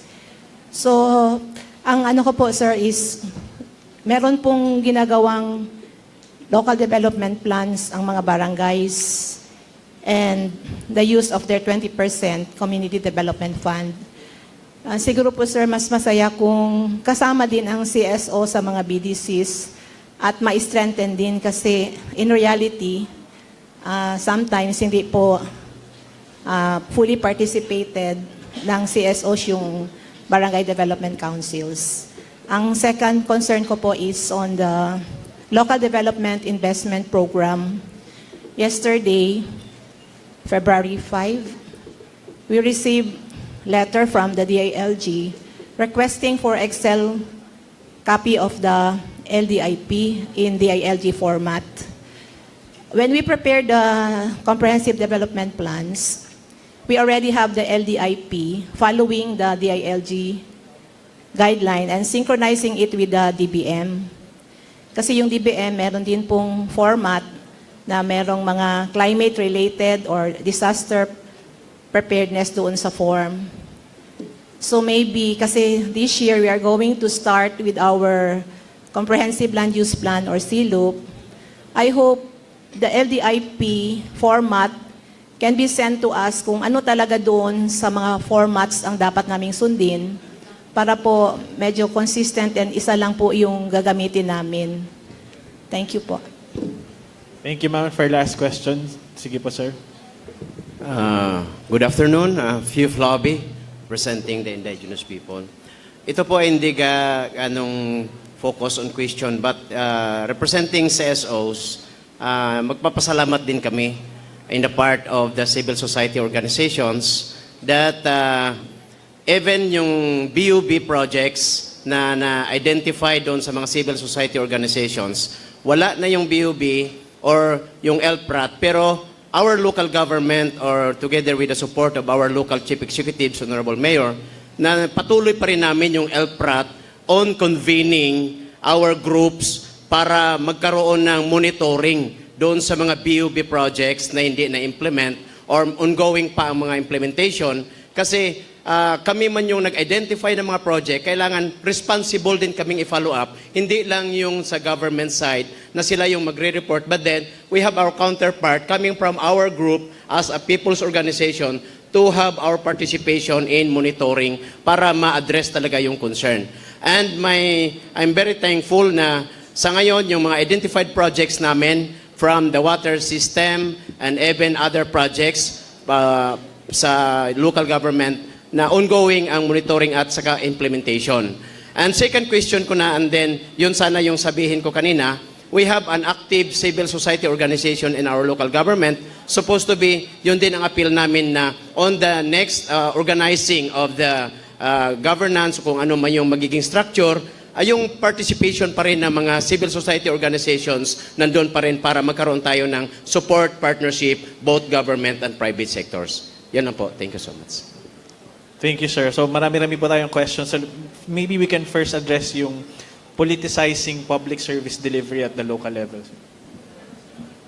Kadtong nag-istorya ganiha, complain ka nga sa mayor. May tungod sa luya ba nga proseso. Complain ka nga na ay request nimo nga tabang, wala gihatag. O ako po'y mayor kontra tangon, tagaan ka na ko. Bitaw, it is there where the dynamics in politics is really very, very intense. Ikaw maglingkod og mayor, na ay mag-request diya, kalaban na nimo, mayroong kag-ayaw, tagayan na, di manato na. It is for this reason that the national government is establishing Hotline 8888 as a platform that will channel your grievances against government without you directly conveying such grievances to the person whom you have met in the past in an election. Nag-away mo ba? So naamoy gitagaan mo diri ka national government, direkta mo diri. Aron national government na may mo tawag dito sa local government, "Hoy, mayor, naay-complain diha, aksyon nini." Di ba naingon nga, di na kinanglan pangalan ninyo. Just write your name, the person whom you have complained at, ug unsa ang complaint. Direkta ka diri sa taas. Ang taas na punong batuan na. Mo tagi kinanglan na po na mo. Tawago na po na mo sa DILG ang tanan mayors para ang mga local government units will identify, will choose sa ilang mga action officer nga mo'y matawagan dayon. Okay na ba? Okay. Do you have an additional? No, on the other. Sige, sir. Sige, sir. Another question, yung CSO participation in barangay development councils, yung prescribed format din ng local development investment program. Well, on the format, yes ma'am, thank you for raising that. I'll check on this kaagad mamaya. I'm sure it has to be harmonized eh. So hindi pwedeng mag-iba-iba pa ito. Kung mayroon mang confusion dyan, we apologize for that. We'll sort it out immediately. On the participation of the CSOs in the BDCs, yan, medyo much as we would like, siguro long term, no? Hindi naman kaagad this year. Kasi sobrang dami niyan, 42,000 barangays all over the country, nandun sa BDC, so baka dahan-dahanin po natin yan. Ang pakiusap din namin sa mga CSO kung minsan siguro, we've done our inventory on this, Secretary. At not in all towns we have CSOs, by the way. So, ang hirap din itukuyin, ano? So, yung mga natukoy na natin na nandun sa Local Development Council, city, municipal level, yun yung unahin natin. So as we organize BDCs and as there are CSOs who are willing to participate, then we will cover them in due time. And yung last question is yung pag-continue ng LPRAT monitoring for BUB funded projects. Well, I think that was the example and we like to salamat tayo doon sa nag-raise nito kanina at sana'y patuloy na nandun yung inyong interest na bantayan ang ating mga proyekto na kung saan tayo naglagak ng mga budgets. Patuloy po talaga yan and we will make this information available to you. As we said, siguro may directory kami ngayon ng mga nag-attend nitong forum na ito. We'll send you, in addition to the web, pwede rin padalhan namin kayo ng listahan ng mga project na kasalukuyan pang ginagawa o sisimulan sa taong ito. At sana ay sama-sama nating matingnan itong lahat ng mga proyekto. Thank you, sir. So, mga questions po na hindi na-accommodate, pwede nyo naman po silang isend and they have their contact details flashed naman din on the screen. So you may send your questions there. So that ends our open forums. Thank you po kay Asik Eve, kay Sec Evasco, kay Yusek Panadero, and kay Asik Ahman.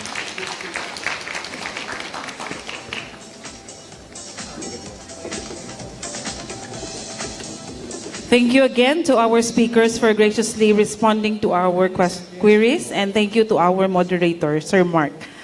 Okay, at this point, we will proceed to our talakayan session on exemplary open government practices of local government units.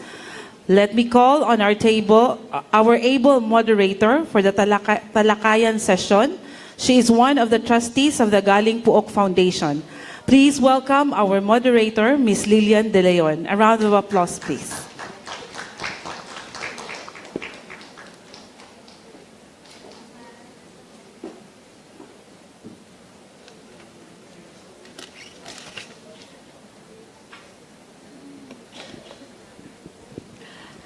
Maayong adlaw sa inyong tanan, maayong hapon. Magandang hapon po sa inyong lahat. Magandang hapon. Okay. Magandang Jensan. Wow, Jensan. Okay. Welcome to our talakayan session on exemplary open government practices of the local government units. We have 3 champions for good local governance, 2 from the local government units, and 1 from the civil society organization, and they were all recognized by Galing Puok Foundation. Our talakayan session offer a venue for the presentation and meaningful exchanges on the local government's exemplary practices, their innovativeness, being transparent and accountable, responsive, participatory, and systemic governance, policy measures for sustainable development and replication.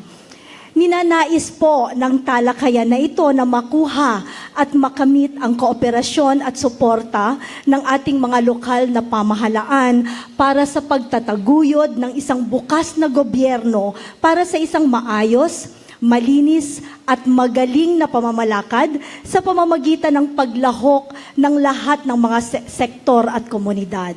This will also bring together and bridge the national government efforts, civil society, and duty holders at various levels to come to terms on strategic and doable steps to pursue to positively affect our local government units, adopt, and get their full support and cooperation on open government and participatory governance and vice versa. Ito po yung tinatawag nating top-down, bottom-up approach, isang napakagandang mekanismo in scaling up LGU performances.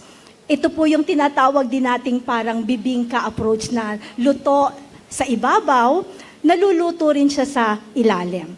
And we would like also to appreciate it very much if you devote your full time to the activity in order to maximize the benefits of this forum, lalong-lalo na po pagka inopen natin itong dialogue natin between our panelists and and all our guests here. So to start, our first speaker, he is from the province of South Cotabato. Governor Daisy P. Avance Fuentes is a devoted public servant in the local government of South Cotabato. She was an alumna of the Central Philippines University in Iloilo City, where she took Bachelor of Laws and AB Political Science. Governor Daisy has been a public servant for 30 years. And her journey in public service started when she served as a Sangguniang Panlalawigan member from 1988 to 1992. She became the representative of the 2nd District of South Cotabato for 3 terms from 1992 to 2001, and then the governor of the province from 2001 to 2010, also for 3 full terms. From 2010 to 2013, she served again as a representative of the 2nd District of her province before she came back as the provincial governor in 2013 to the present. Her leadership focuses on good governance as the driving force towards achieving poverty reduction. Under her leadership, South Cotabato was conferred the Seal of Good Local Governance, Seal of Good Financial Housekeeping, 4 Galing Pook Awards, 2nd most competitive province by the National Competitive Council, Outstanding LGU for Local Systems Award, Crown Awardee for Nutrition, Consistent Regional Awardee for the Most Functional Local Council for the Protection of Children, and Malaria-Free Province, among others. Governor Daisy was also the recipient of the Galing Pook Foundation's Jesse Robredo Leadership Award in 2016, the Association of Local Social Welfare and Development Officers' Most Outstanding Local Chief Executive in 2017, and the Philippines Army Stakeholder Awardee also in 2017. She is happily married to Colonel Wilfredo Fuentes and blessed with 2 children, ang gobernador ng masa. From the province of South Cotabato, the Honorable Governor Daisy P. Avance Fuentes. Ang haba, 2 minuto na lang binigay sa akin. Magandang hapon sa ating lahat, SEC and USEC and mga kasamang kong gobernador. Yan ang magandang patalastas, so huwag niyong paniwalaan lahat yan. Anyway, I'm going to present to you our framework of governance in South Cotabato. At alam ko, lahat naman ng mga gobernador na kasama ko, halos pare-pareho din naman yung mga ginagawa namin. Kaya lang medyo akong binigyan na magbida muna ngayon, govlala. Anyway, let me start with saying that good governance is the core of South Cotabato's development framework. And just like any other provinces, of course, we have our vision. Yung vision na to, talagang inupuan to ng lahat. Kasi ayoko nang gumawa ng vision for the sake of creating vision and mission palagi. Sinabi namin, we need a caring, resilient, functionally integrated, and equitably growing settlement, highly responsive to the socio-economic and environmental concerns of every self-reliant South Cotabateños. Ibig sabihin, hindi dependent sa gobyerno. And our mission is to promote participatory, kasali lahat, transparent, open, walang tinatago, and accountable governance in building livable and safe human settlement. Ang taas, So babalik tayo dun sa vision element. Caring. We support and encourages the growth of our component LGUs like a caring mother to its children. Kaya nagfa-fund transfer kami kung kailangan nila. We give them projects, yung kinokonsulta talaga sila, at ang mga liga, different leagues are also consulted. Wala kaming project na hindi nila kailangan at hindi nila hiningi. Need-based kami. Kahit kalaban ko, kahit 30 years kinakalaban ako, doon ako mas maraming may project para awayin siya ng mga tao niya. Okay? Resilient. With people, economies, and communities that are resilient to economic, socio-cultural, and disaster risk. Ang dami naming tinitesting. Kung yung isang programa o project hindi nag-work, we really ask common people, ano ba ang tingin nyo mag-work? Like dyan sa picture, sa flooding, gumagamit kami ng bamboo or indigenous Kasi tingin namin mas cheaper siya at nag-work sa certain riparian, gilid ng mga ilog namin. Functionally integrated and equitably developing that reduces disparity of socio-economic growth among its component LGUs as supported by infrastructure kung saan mahirap, saan pobre, kahit iilan lang ang botante at nabibili pa, doon kami may daan, doon kami may water system, doon kami may eskwelahan, doon kami may ilaw, doon kami may livelihood, di ba? So that yung pinakamahirap na-integrate sa urban development. Ang aming isa pa is highly responsive to socio-economic and environmental concerns that ensures reliable and prompt access to the people to basic public goods and services. Meron akong team, lahat ho ng social programs ko, lumalabas ho kami araw-araw. Wala sila sa opisina para hanapin yung nakalimutan ng barangay, 5 bahay man yan sa kabundukan, hinahanap yan namin para walang maiwan sa aming development. Isa self-reliant. Lahat ho ng pinasukan na nauna, yung mga mission ng mga religious groups, ang hirap hong baguhin dahil na-train sa dependency. Mas maganda hong pasukin yung kung saan ang mga CPP, NDF, NPA nyo, mas magaling pasukin kasi independent ang mga tao doon at may disiplina. Good governance as an identified priority under the province 6-point development agenda. Sa amin ho, walang kwenta yung mga project, yung mga programa, kung yung nagpapalakad sa gobyerno ay hindi magagaling at hindi sincero at hindi honest. Diba? Doon kasi galing yung kagalingan ng isang gobyerno. So, ang inadapt ho namin sa aming 6-point development agenda, una yung value chain approach to agriculture, tourism, and economic growth. Dapat matahin natin na yung mga programa natin mula sa nagtatanim, mula sa communities nakatira, kung saan may mga falls tayo, papunta sa mga proyekto hanggang market, ano ho ba ang benepisyo ng tao? Kaya dapat value chain. Dapat alam natin para kanino itong ginagawa naming mga programa at saka mga project. Second, integrated rural-urban accessibility approach to infrastructure and development.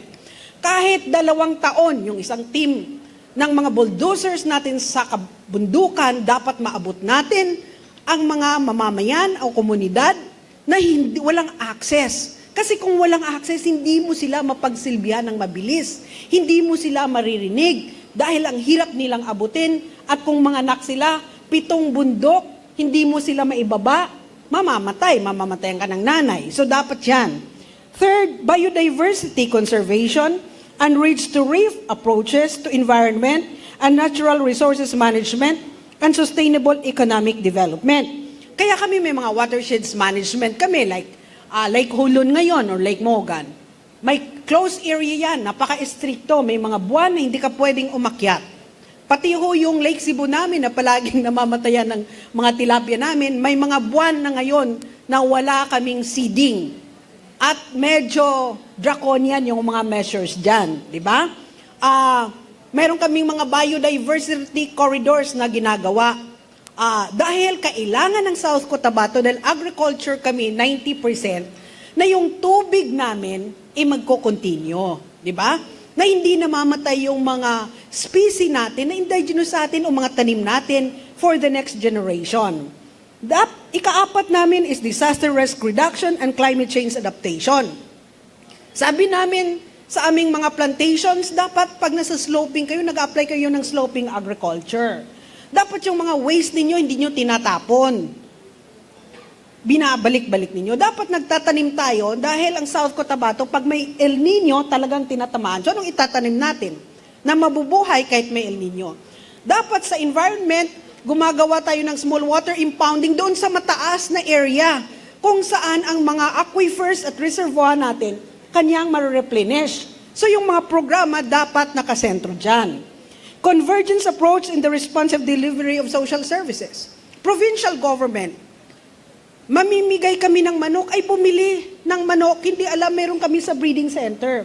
Ibig sabihin, dapat within the provincial government, magkaalaman ang lahat ng divisions at units at departments para mag-converge sila sa pag-solve ng problema at magko-convergence din sa baba.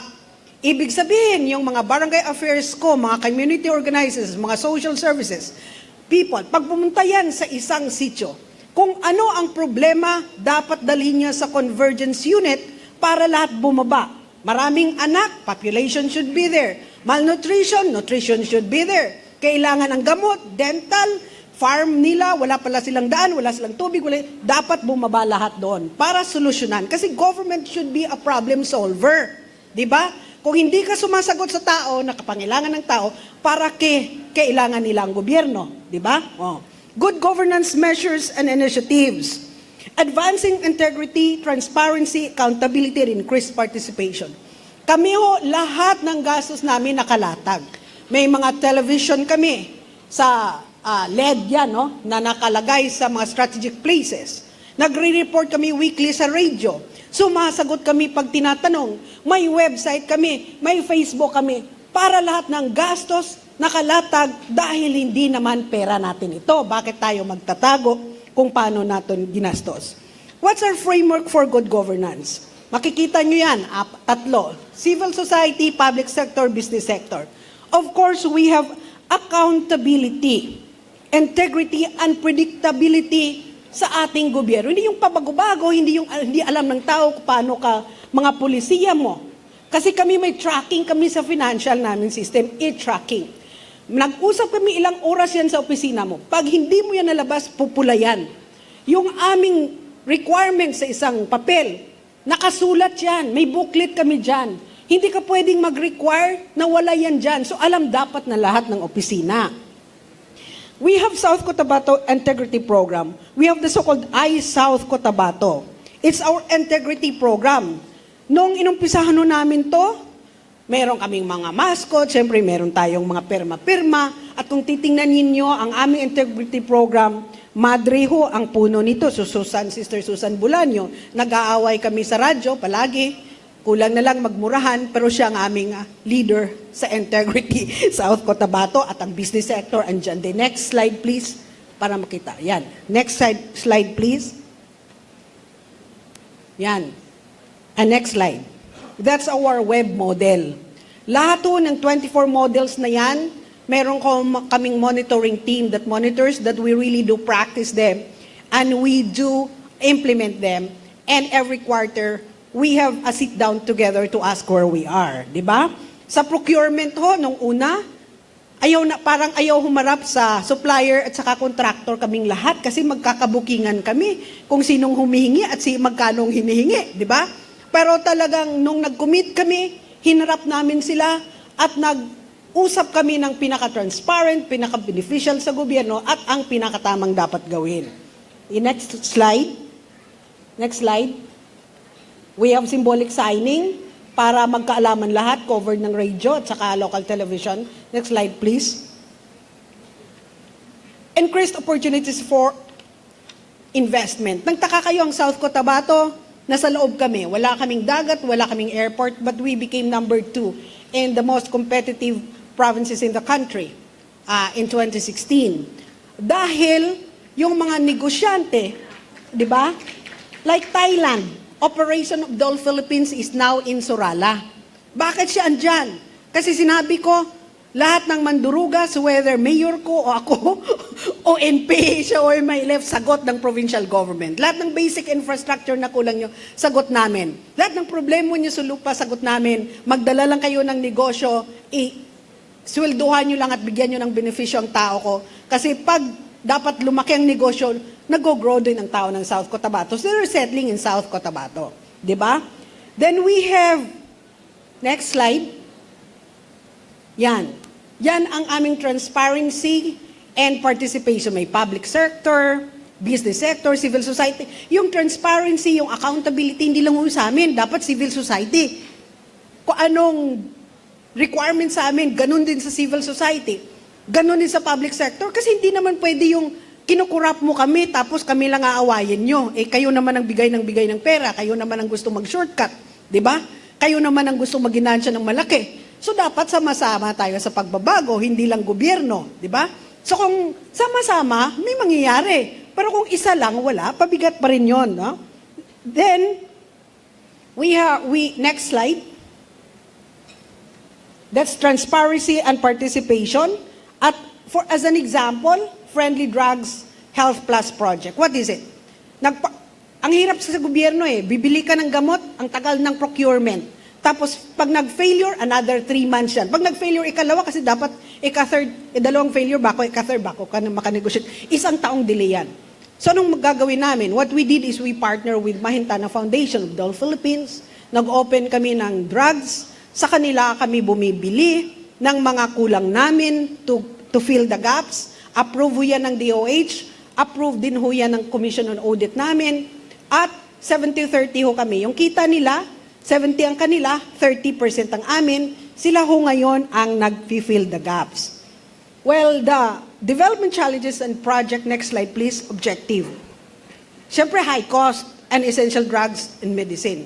Una, cheaper sila kasi cooperative ang Mahintana Foundation. It's a foundation ng mga member ng Dole Philippines na mga workers at officials. Wala silang masyadong gain kasi in a way, they're a foundation, no? At yung medicine namin, accredited. Nasagot ho talaga nila, titingnan nyo, next slide. Titingnan nyo, no? Noong 2016, ang prescription namin ganito. Ang na-serve ng hospital namin, ganyan kadami. Served by Mahintana Foundation namin, ganyan. So, ang unserved namin, 2,545 prescription. That was the time when we discovered na akala namin no balance billing kami, yung pala 32% lang sabi ng PhilHealth. So, nagpa-outside ako monitor. Nagpa-survey ako. Tama.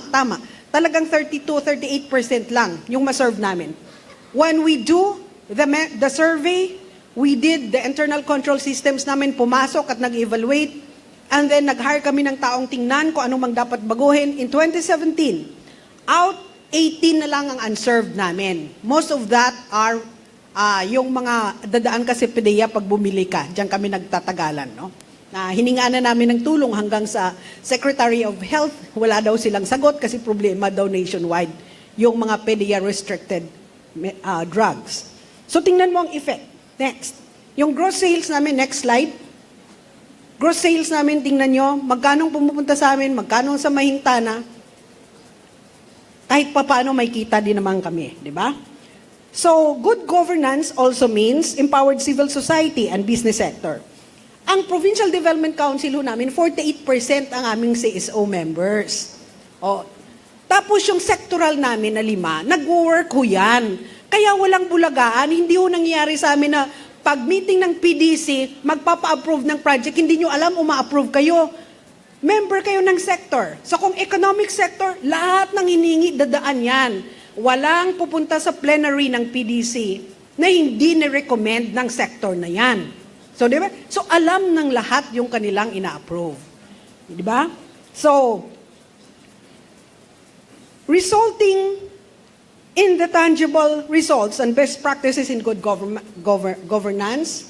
Next. Next slide, please. Yan. Tingnan nyo yung aming mga award ko, no? Yung mga, in a way. Next slide. Hindi na natin isa-isahin. Baka sabi ni Guvlala, mahaba pa yung amin dyan. Ano ka ba, Daisy? Di ba? Ibig sabihin, the local government talaga works, no? Next. Yan. Best practices in good governance, yung 4-time Galing Pook Award namin. Yan. Sabi ho nila, wala pang small-scale mining na na-regulate in the country and in Asia. That's why they're bringing foreigners to study. We did it in South Cotabato. Importante lang, walang public official na kasama dyan sa small-scale mining para yung credibilidad andyan pa rin. Let me leave. Ang ganda nitong passage na sinabi ng tao ko. Hindi ako, baka akala nyo ganun ako kagaling. Whenever you are in doubt or when the self becomes too much with you, apply the following test. Recall the face of the poorest and weakest man you may have seen and ask yourself if the step you contemplate is going to be of any use to him. Will he gain anything by it? Will it restore him to control over his own life and destiny? In other words, will it lead to swara, freedom, for the hungry and spiritually starving millions, then you will find your doubts and yourself melt away by Gandhi. Hindi akin yan, no? Sabi nga nila, minsan-minsan tingnan natin ang budget natin. Tanungin nyo, sino bang nagbe-beneficyo yan? Baka tayo lang na taga-gobyerno. Meeting natin, sasakyan natin, fuel natin, etc. natin. Magkano niyan ang bumabalik sa taong bayan? And you're going to be surprised by the answer. Many of us will fail the test, as we are also failing. Second, kay a friend, the Deputy Secretary General of Far South Mindanao, came down the mountain, and by lo and behold, he chose to surrender to me. Nung nag-usap kami, tinanong ko siya, kay a friend, ano ba sa tingin mo ang panlaban natin para lumiit naman yung masa nilalanguyan ng NPA? Sabi niya, alam mo, Gov, nahirapan kami sa probinsya nyo. Yung palang outreach ko na 3 times a week. Yung palang outreach na sa barangay at sa sitio at sa community, yung mga tao ko palang pumupunta sa kabundukan at nagdadala ng serbisyo. Yun pala ang pinakamagaling para walang masang makumbinsi ang CPP-NPA na mas magaling sila kaysa gobyerno natin. At yun talagang na-flatter ako doon. Kasi yun pala, hindi pala daan lang, hindi pala eskwelahan lang. Kasi sa barangay at mga sityo tinanong ko, bakit naman kayo naniniwala sa 1-2 taong hindi nyo nga kilala pumunta sa komunidad nyo at nagsabi sumama tayo dito sa CPP-NPA na to? Bakit kayo naniwala? Alam mo ang sagot nila sa akin? Wala namang taga-gobyerno kahit taga-barangay na pumupunta sa mga sityo namin at kinakausap kami at tinatanong anong gusto namin, anong problema natin. Siguro ang tanong at challenge sa atin ngayong hapon, ilan ba tayo ang nakakapunta sa sityo? Meron ba tayong tao, weekly man lang, monthly man lang, bumibisita sa kanila? Particularly those malayo, hindi edukado, at hindi naman bumuboto sa atin? Yan ang sagot natin. Magandang hapon po.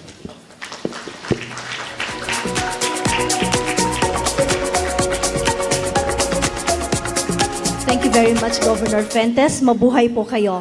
Now, moving on to our second speaker from the CSO. She is from the Concerned Citizens of Abra for Good Government, Ms. Aniceta C. Baltar. Ms. Annie hails from the province of Abra in the Cordillera Administrative Region. She is a founding member of the Concerned Citizens of Abra for Good Government, one of the 3 NGOs conferred with the first Galing Pook Citizenship Award in 2015. Annie is a member of the CICAG or CCAGG Board of Directors and currently the project manager of the 4-year project guarding the integrity of the Conditional Cash Transfer Program funded by World Bank's Global Partnership for Social Accountability, being implemented by a consortium of 4 NGOs with CICAG as the lead. Annie has been representing the CCAGG in open government summits both at the regional and national levels. In 2017, she was one of the 2 CSO representatives along with the DILG provincial directors and regional staff in the Cordillera Administrative Region, who conducted the Regional Competency Performance Assessment of DILG personnel for promotion from LGO 06 to LGO 07. Annie was a member of the DILG Regional Assessment Team for the Seal of Good Housekeeping and Seal of Good Governance Assessment in Abra. She has also been representing the CICAG in international conferences on budget transparency, accountability, and citizens' participation organized by International Budget Partnership and the World Bank. Annie is a high school teacher by profession, has a master's degree in development management, and has been into community development work for more than 30 years. Ang guro ng masa, Aniceta C. Baltar, our second speaker.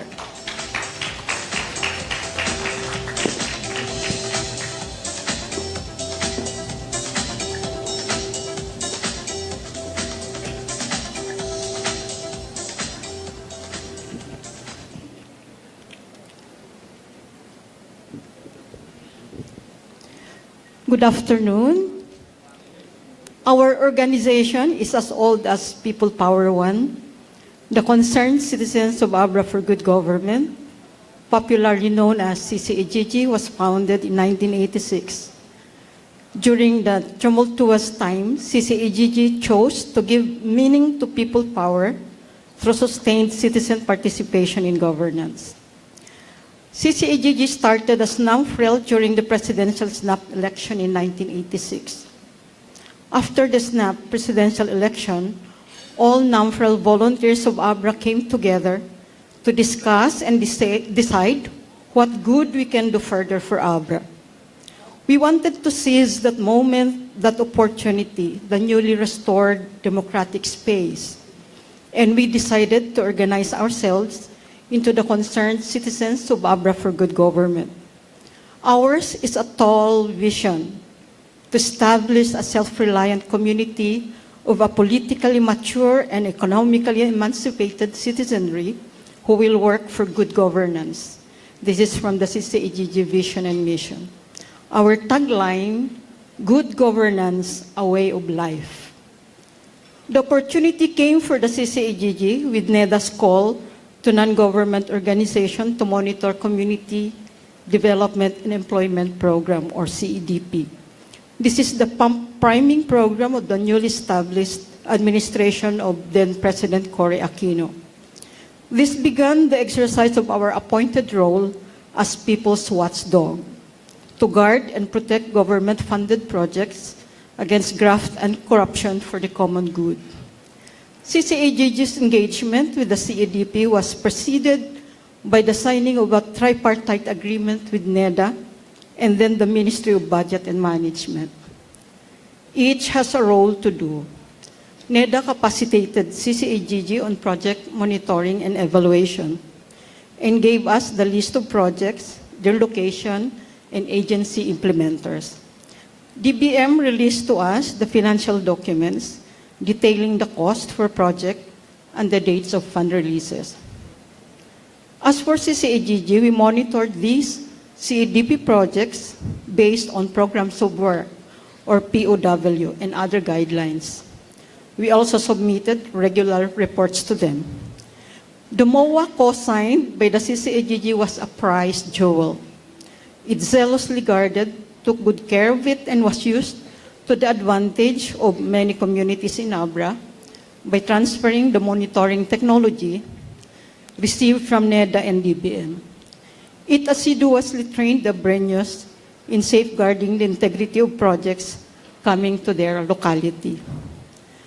Monitoring was turned into a powerful tool in mobilizing citizens' participation for good governance. With people's vigilance, this deters the occurrence of irregularities in project implementation.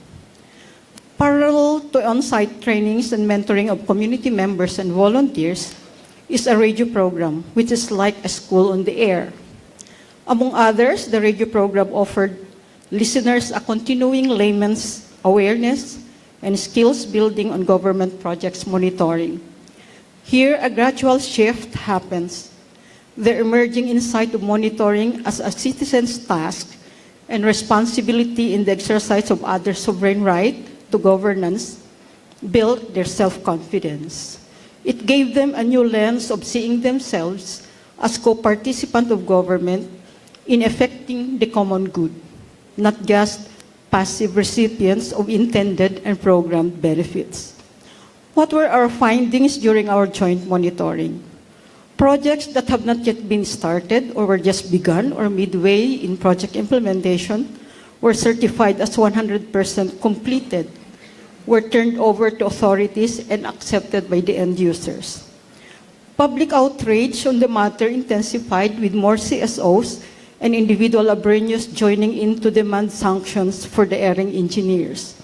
Without let-up, the diocesan radio gave the public continuing updates on the reported irregularity in its primetime broadcast. An important development during the administrative hearing of the case was the participation of the Abra-based auditors of the Commission on Audit. Their documents and testimonies corroborated our charges against the engineers. Two SALAG lawyers assisted us during the hearings. In the end, the 11 engineers, mostly unit heads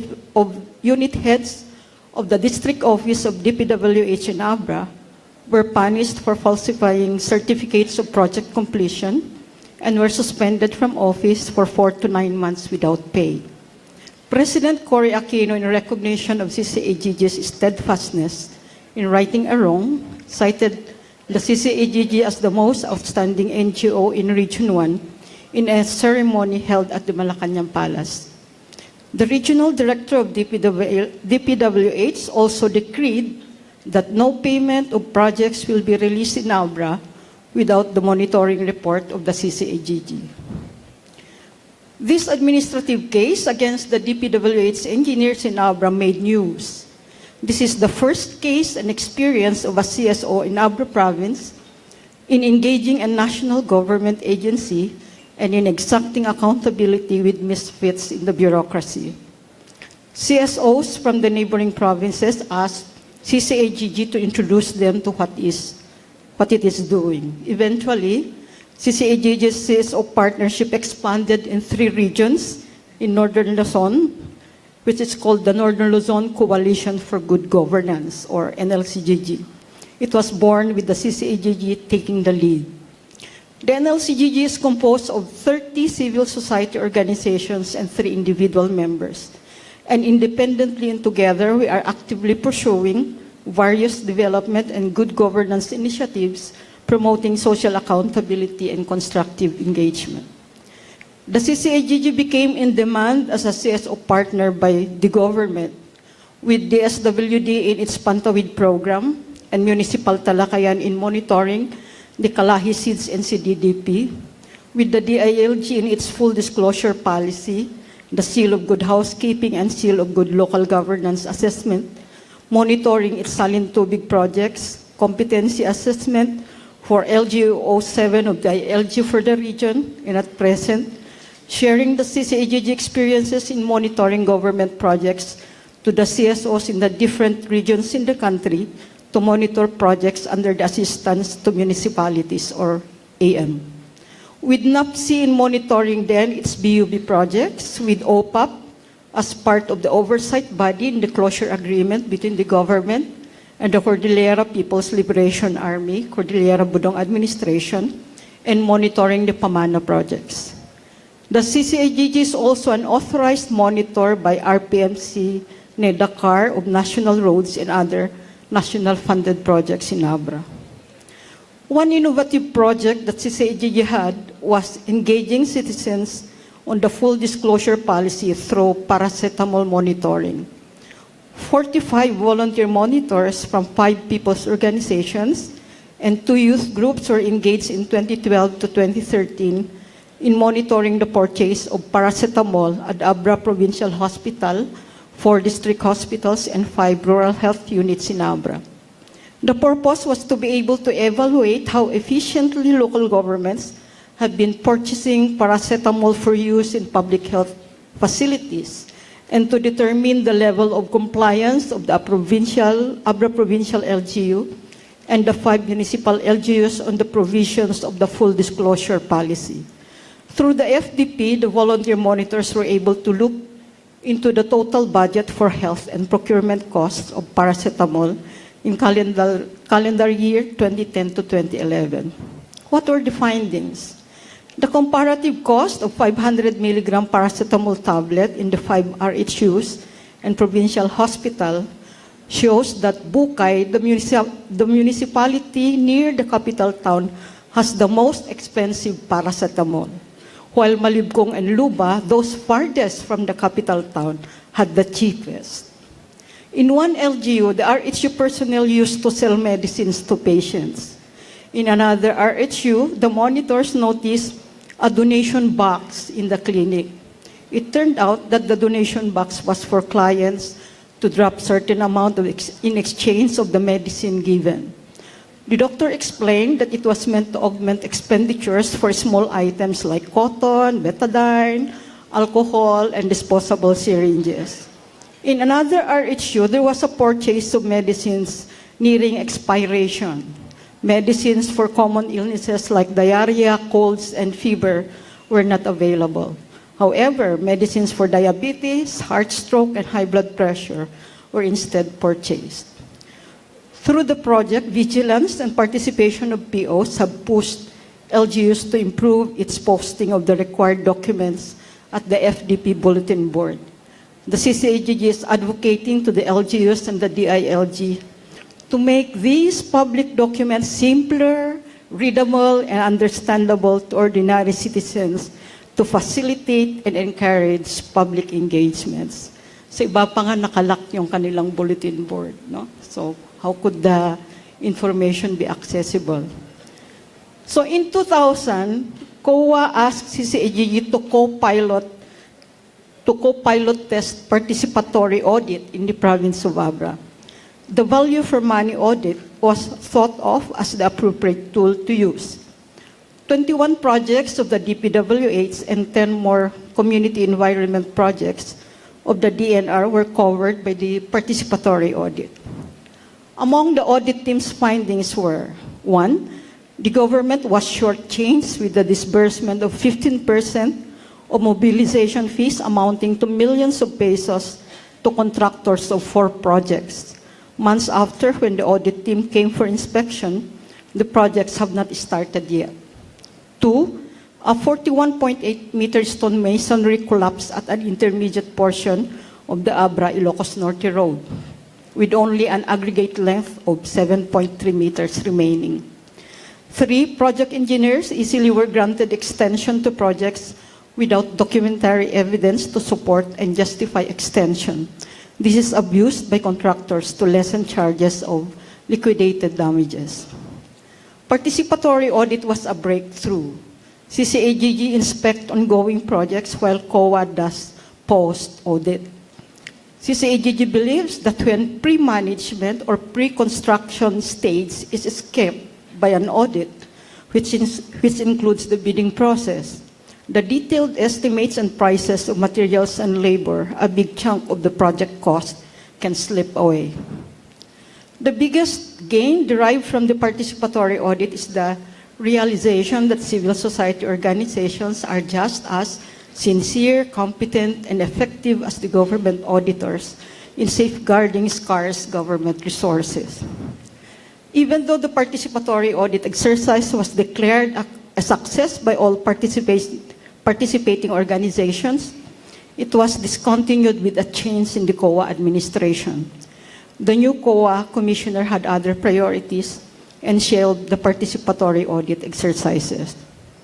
However, in 2012, the above pioneering partnership, dubbed as Citizens Participatory Audit, or CPA, was again picked up by COA chair.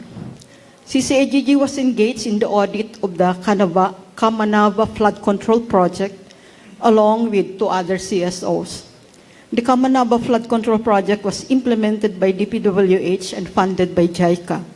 It costs 5 billion and covered the cities of Caloocan, Malabon, Navotas, and Valenzuela. The performance audit was in fact a late response to the nagging question why the areas continued to be flooded when an expensive flood control system was already in place. The major activities of the joint audit team range from ocular inspection of the whole flood control project, individual interviews, and social interaction with the communities where flood water did not easily recede. Test run of the water pump was also done to check the efficiency of the mechanism in the discharge of the flood water to the major waterways. The flood control project, which could not take off for a long time, was found out to have been caused by the informal settlers who threw their household wastes into the drainage, thereby blocking the free flow of flood water into the major waterways. The team recommended the conduct of information and education campaign by concerned LGUs on the proper disposal of household waste, relocation of the informal settlers, and safeguarding the cleared areas.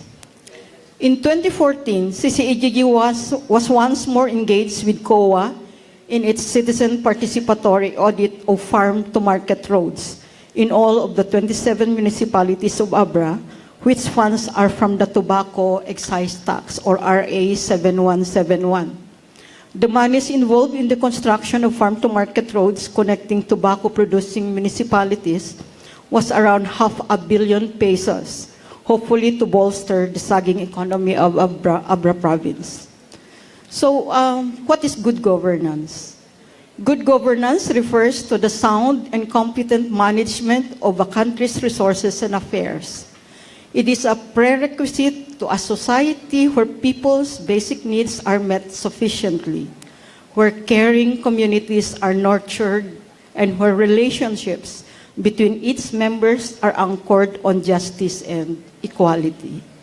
The three fundamental principles of good governance are transparency, participation, and accountability. Transparency means information on government programs and transactions are readily available, accessible, and understandable to the public. Participation entails active involvement of citizens in government processes and decision-making. Hindi po pwede yung mag-attend ka lang sa meeting tapos mag-comment ka.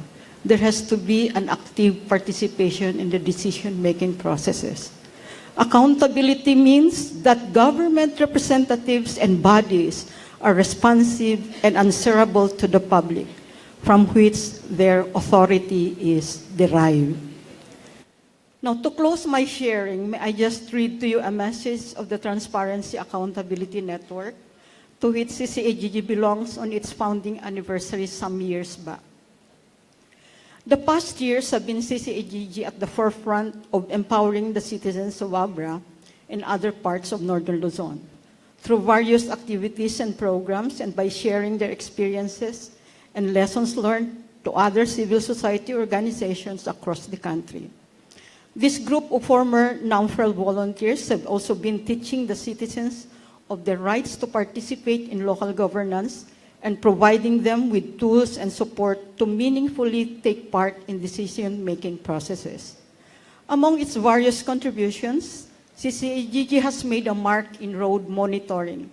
Having pioneered citizens' road monitoring in the country, CCAGG has contributed to the improvement of the road situation in Abra. Apart from this, they have also made significant inroads in changing perceptions among various stakeholders in the road sector by courageously and effectively challenging the decisions and claims of so-called experts from the government. They have contributed in breaking down the barrier of discrimination. CCAGG credits its success and longevity to the passion, dedication, and commitment of the men and women that comprise it. In the beginning, they faced intimidation and discrimination from the government that seemed to belittle their ability. But they trudged on and were undeterred. Continuous capacity building and of honing the skills have also been part of CCAGG's success. Friends, long years of hard work characterized by unwavering commitment, unbending determination, increasing passion, and indisputable courage are no means feat. Salamat po.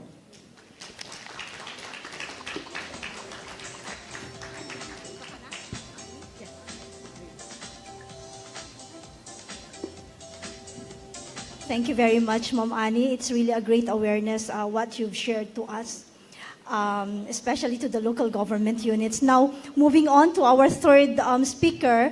Our third speaker is from General Santos City. He's our host city.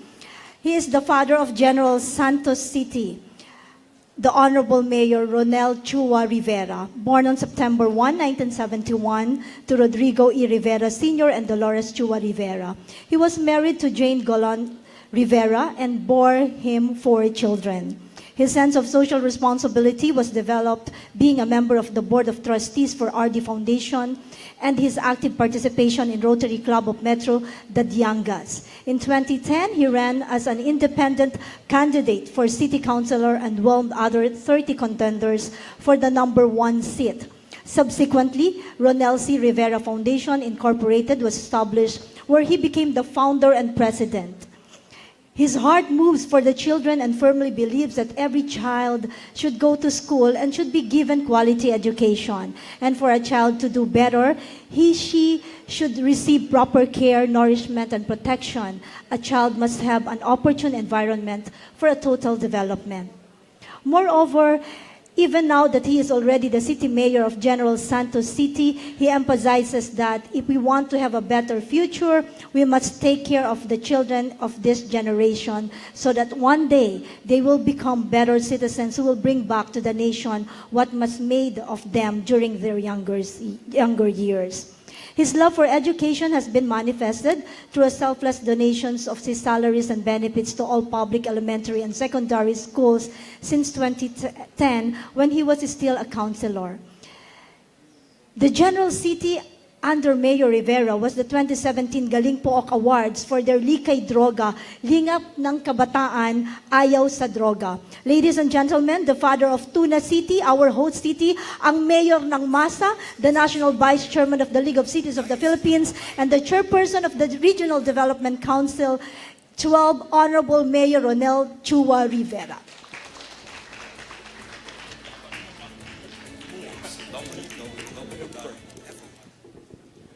Okay, good afternoon everyone. Maayong hapon sa tanan.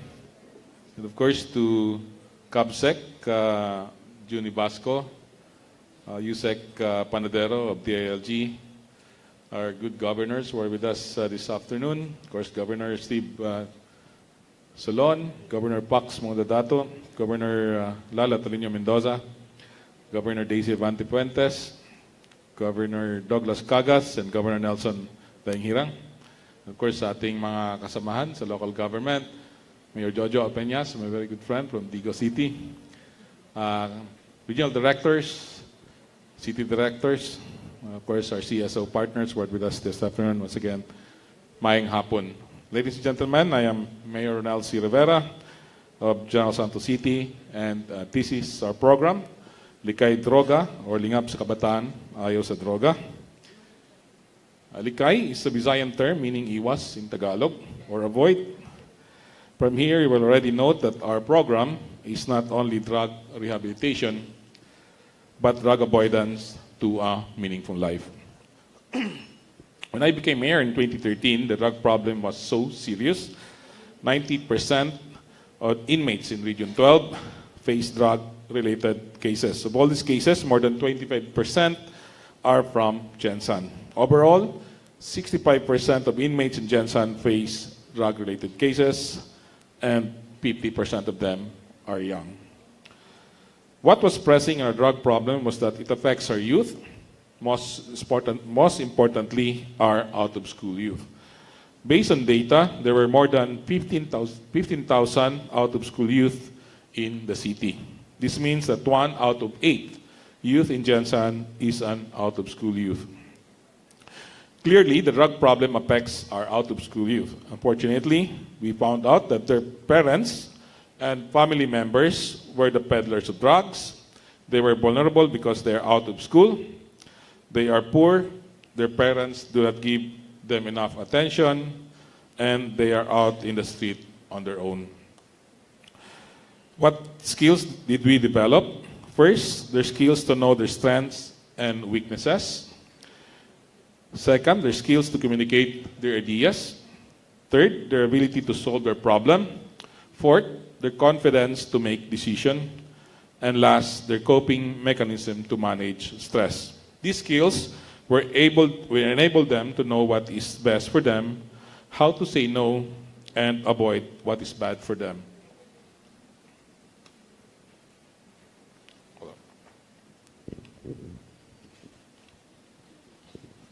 The drug problem has a direct relationship to poverty.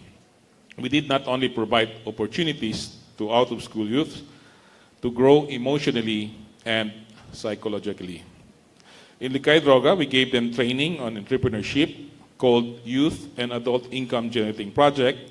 This is to help them rise from poverty. When we began in April 2014, please note that even before the drug campaign or of our Duterte administration, 6,307 out-of-school youth went through Likay Droga intervention across the 26 barangays of the city. This represents 50% of our out-of-school youth. To date, our program has trained all 15,768 out-of-school youths, including those who are in jail. This year, we have started to introduce the Likay Droga module to all senior high school students, both from public and private schools. Our bottom line is that all the youth, those who are in school and those who are out of school, will develop the skills to say no to drugs and become the best individuals, productive, and useful citizens, not only to Jensen, but to the entire country. The success of our program is shown by these positive results. First, we have a significant drop in drug-related cases from 379 in 2015 to only 457 cases in 2016. Second, significant decrease in number of drug-related cases filed in courts from 480 in 2015 to only 44 this year. And if I may quote the General Santos City Police Office, the index crime is constantly and significantly decreasing because of the drug initiative of the local government unit on drug prevention. You see, the program really works. The sustainability of our program is ensured because, first, Likay Droga program is now integrated into the curriculum of senior high schools and in the ALS, or Alternative Learning Systems, program. Second, Likay Droga is part of Jensen Youth and Welfare Code Ordinance. Third, all the 26 barangays have adopted and are implementing the program. Fourth, funding for the program is incorporated into the Special Education Fund and the 6-year Local Development Investment Plan. Fifth, the Likay Droga Program Coordinator is now a member of the expanded local school board. And sixth, the Likay Droga has been manualized and will be included in a bigger campaign called Purok Laban sa Krimen. You see, this program will survive my administration. Purok Laban sa Krimen is our initiative to maintain our efforts in Likay Droga from the alternative learning system to the Purok level.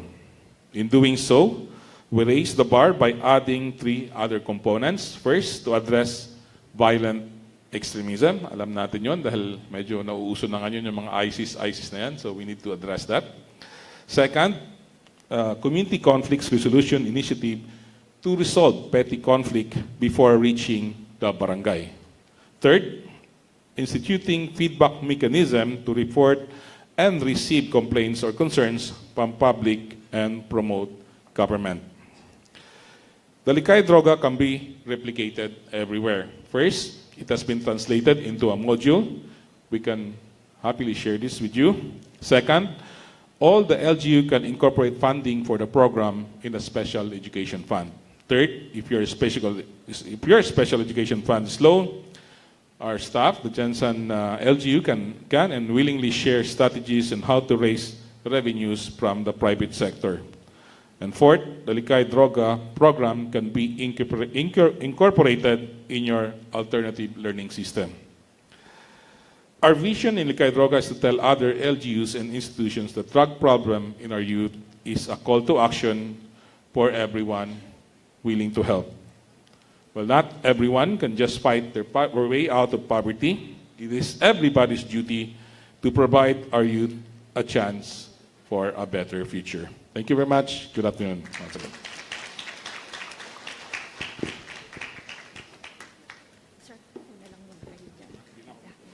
Maraming salamat, Mayor Rivera. May I call on stage also our 2 speakers, Ms. Annie and Governor Daisy. Now we will be opening the floor for some of your concerns, issues, or any recommendation with regard to the presentations of our 3 speakers.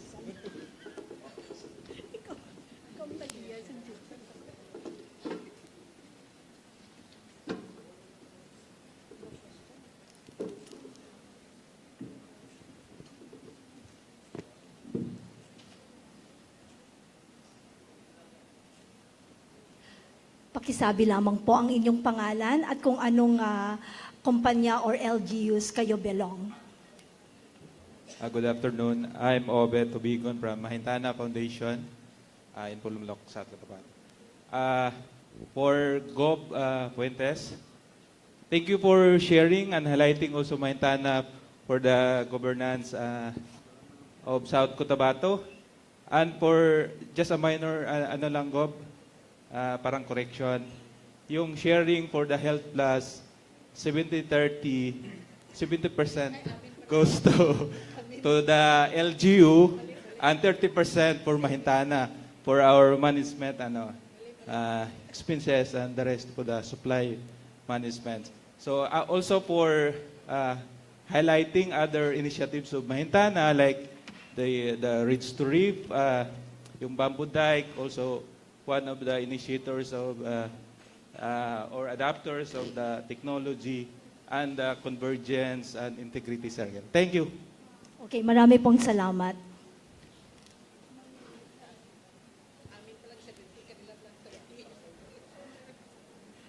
Mayroon pa po. Actually, umikot po ang ibang staff ng galing po o kanina, and we have some questions here. Okay? So, para po sa ating mga speakers here,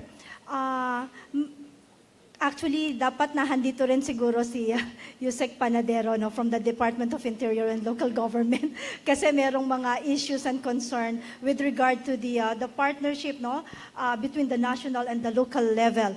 So, ito po yung mga questions. What could be the nexus between the national and the local government? And doon po sa challenges na na-share ng isang presenter, ano po ang pwedeng aksyon o sanksyon sa mga LGUs na hindi po talaga sumusunod sa tamang proseso or ayaw tanggapin ang findings ng mga CSOs? And what could be the re-entry point after this activity? At may iba pa po bang venues, opportunities ba where you can share this information to more local government units since select lang kami na naandito ngayon?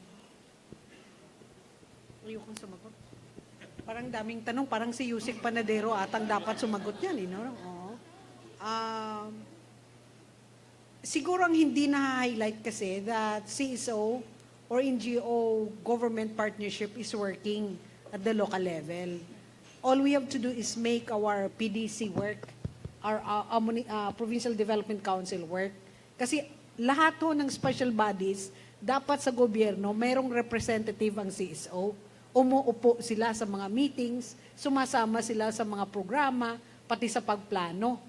So, lahat ho dapat meron ng batas eh. Ang tanong lang, sino ang hindi gumagawa nun o sino ang gumagawa nun pro forma lang para maging hindi successful at meaningful, no?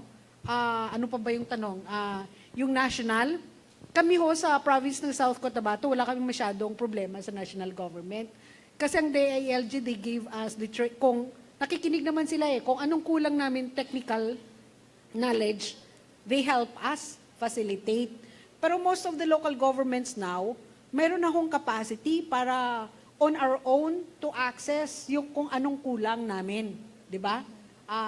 As long as you know how to access, andyan na yan. Kaya tingin ko nga, maganda ngayon kasi like sa amin may performance evaluation na tayo quarterly sa mga local government. Sa performance evaluation, sabi nga nila, kung gusto mong pabanjing-banjing, maging empleyado ka ng gobyerno. Hindi na ho totoo yan ngayon, parang mamamatay na kami sa trabaho. Kasi meron na kaming performance evaluation. Sa performance evaluation ho, merong department na akong na-demote, meron akong 2 na-dismiss, meron akong na-suspend, meron akong isang division o departamento hindi nakakuha ng mga bonuses, dahil every quarter, yung target setting, seryoso na eh. At may third-party evaluator ho kami. So, ako ang tingin ko, napakaganda ho ng future ng local governments as long as tuloy-tuloy at ini-implement sa lahat. Yun lang naman ang hinihingi namin sa DILG. Pwede ba? Lahat naman, istriktuhan. Pag nistriktuhan nyo kami, istriktunahan nyo na lang lahat. Di ba? Yung DBM, sa amin, wala naman kaming problema sa DBM eh. Ang problema lang namin, siguro minsan, like bawasan yung mga programa namin, akala namin mauubos na yung lahat ng daan namin sa kakongkreto. Kasi ngayon ho, ang monitoring napaka-istrikto. Meron hong monitoring sa regional level. Meron ho kaming provincial level na monitoring na may mga CSO at mga auditors na involved. At meron pang yung 888. Napaka-istrikto ho. Kaya parang lumiliit yung parang discretion for everybody. And I guess, tingin ko paganda ng pagandang nangyayari. Na wala namang masyadong tanong eh. Yung iba, kay Yusek yun. Okay. Siguro dagdag lang po, no? Kasi kasi ito ang pinakamagandang output na gagawin po natin dito sa talakayan na ito, itong dialogue na ito, yung paano magkakaroon pa ng kooperasyon at suporta ang mga lokal na pamahalaan para maibaba itong open government. Siguro mahinga natin kanyang payo o recommendation si Mayor Rivera.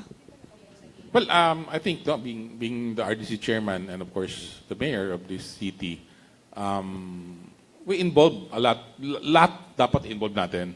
Importante yon. Like for example, sa city, we make sure na we encourage yung ating mga CSOs, mga PSRs natin, private sectors natin, to engage at maging accredited ng city para yung mga programs talagang ma-deliver natin downline. Talagang mabigay natin, mapaalam natin sa tao. So I think this is a good way of governance that lahat maging involved sa all aspect. So lahat mga NGOs, CSOs na invite para yung transparency ipopromote natin. I think that's the best way para magiging responsive yung government sa taong bayan. Okay. Before we call on yung next na magko-question, may we see the hands of the local government units who are here? Pakitaas lang po mga local government units. Okay.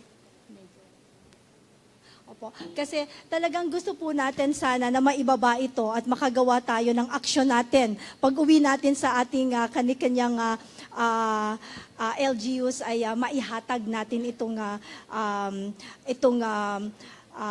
programa ng national government to the local government units. Ang South Cotabato, Buenas, kasi kaming sentro ng region, marami kaming radio stations. Yan pa rin pinapakinggan. Aside sa website namin, where our citizen can email or text to us sa Facebook namin, binabantayan namin yung Facebook ng mga radio stations. Makikita mo pag nag-publish siya about a program or an activity, ang daming comment dyan. Yung iba, hindi mo kayang sikmurain yung comment. Pero dahil government, ano yung tawag sa atin ngayon? Government, hindi na officials workers tayo, kailangan sikmurain mo. Di ba? Minsan parang kang high blood din. But we respond to that and we take note of that. Meron ho kaming opisina, yun ang hinahandle. Pinapasaw yan sa office ko lahat. So umagang-umaga, masisira ang aking araw. Kasi yan ang binabasa ko. At nagsasabi ako, ito, puntahan nyo yan, ito, validate nyo yan. And then may feedback mechanism kami. So tingin ko, kung ma-touch natin yung media, plus yung civil society, makinig lang tayo kahit parang akyat ang dugo mo sa talampakan, bababa pala. Tiisin na lang natin kasi government workers tayo. Sige, ma'am. Yeah, doon sa question kanina, kung anong gagawin doon sa reports at hindi nagre-respond yung mga concerned agencies. Sa amin kasi, ganun ba yun yung question na yun? Yeah. Oo. Halimbawa, sa amin, yung sa experience namin sa monitoring ng BUB projects, yung ADM ngayon, we hold a forum where we present publicly, we invite all the concerned implementers, stakeholders. Then we present our findings, monitoring findings. And this is where the dialogue will come in. So halimbawa, yung isang monitor sabi niya, ay yung cattle dispersal ay nasa kwadra naman ng ganitong official, no? Hindi naman na-disperse. What will you do with this project? So papakinggan kung ano yung side. Halimbawa, sabihin niya, we are just taking time, pinapalaki namin, and then later, i-disperse namin. No? So yung ganyang dialogue. No? So in worst cases, halimbawa, kasi monitor din namin kung ano yung nangyari as a result ng dialogue. Kung meron bang pagbabago o ano dun sa project. And then in worst cases, na walang mangyari at malaki yung, halimbawa, pondo na nalustay, halimbawa, we write to the Office of the Ombudsman. Yun yung last recourse. But we try to have a dialogue and we listen to the concerned implementers kung ano yung side niya. Yan yung unang, because we believe in constructive engagement. And maraming nalulutas doon na kwan. Oo, maliban na lang doon sa mga talagang matigas ang ulo at meron pa rin. So, yun okay, po yung maraming salamat, Miss Annie. Okay, ma'am. Good afternoon po ulit. Zainab Ampatuan po from Action Against Hunger. Ang tanong ko po ay kung meron po bang mechanism sa level ng mga governors natin and other local officials to share po or parang may mentoring to other local chief executives. Kasi hindi naman po lahat tulad ng South Cotabato, tulad ng North Cotabato, tulad ng South Cotabato na talagang yung participatory and good governance makikita mo na. Kasi yun po yung isa sa kailangan. And then yung active participation din po kasi ng CSO, depende rin kung paano tinatanggap ng mga LGUs. Like, ano ba yung pagtingin natin sa kanila, nagkikriticize lang sa atin o partner natin sila in terms ng governance. Kasi may mga ganun pa rin po hanggang ngayon na ganun yung perception towards the CSOs. Kaya kapag kahit na merong local special bodies na representation, pinipili pa rin kung sino lang yung kasundo. Tapos hindi lahat ng CSO ay uupo doon sa mga special bodies. So yun po yung mechanism and approaches para ma-share po natin sa other local government workers. Thank you po. Ang ginagawa ho namin para patas, lahat ho ng NGO, pinapa-accredit namin sa Sangguniang Panlalawigan. Tapos lahat sila kinuha namin na maging member. Tapos sila ho ang bumuboto, sinong NGO ang uupo sa ganitong special body, hindi ho kami ang namimili. Second, dahil ho nagpe-present ang mga CSOs namin ang programa nila sa PDC, malalaman namin saan sila nag-ooperate, anong kulang nila, so kami ang sasagot. Supposing nasa isang sitio sila. Sasabihin nila, wala kaming pondo pero kulang sila sa water system. Province ho ang sasagot noon, gobyerno ang sasagot. Kung meron naman kami, like sa Muslim at tribal namin, may expertise Save the Children, we partner with it, Save the Children, na itong trabaho, inyo ito amin. Kasi sila may expertise. We do that, di ba? Kaya malalaman namin dun sa hunger na tapos meron kaming libro na lahat kami nag-agree na ito ang ating parang basic rule sa engagement sa community para ma-avoid yung dependency culture, creating a dependency culture, no? May dialogue ho kami, hindi lang sa PDC, every quarter, umuupo ako minsan doon, inimbita nila ako, where they present to me their accomplishment, their programs, and where they think provincial government can come in. Ang mentoring ho naman namin, sa convergence program namin, sa poverty, kasama ho namin dyan ang munisipyo ng mga workers at barangay. Kasi within 2 years, withdraw ho yung worker ko, municipal worker dapat ang magpapatuloy at ang barangay dapat hinog o sityo na pinasukan namin. So sa convergence program namin, may mga mentoring kami at ang mga munisipyo at barangay namin, kung anong kulang nila, tingin nila, humihingi sila either pa seminar ba yan, exposure ba yan, o pera ba yan, o capacitation ba yan, hinihingi nila sa province, kami ang naghahanap kung sino ang pwedeng mag-mentor sa kanila. Yung may mga contesto kami like sa solid waste management, clean and green. Dangal sa barangay, wala pa yung kay Jesse Robredo, may dangal kami sa barangay. Napansin ko, 30% ng mga palaging nananalo, sila lang nang sila.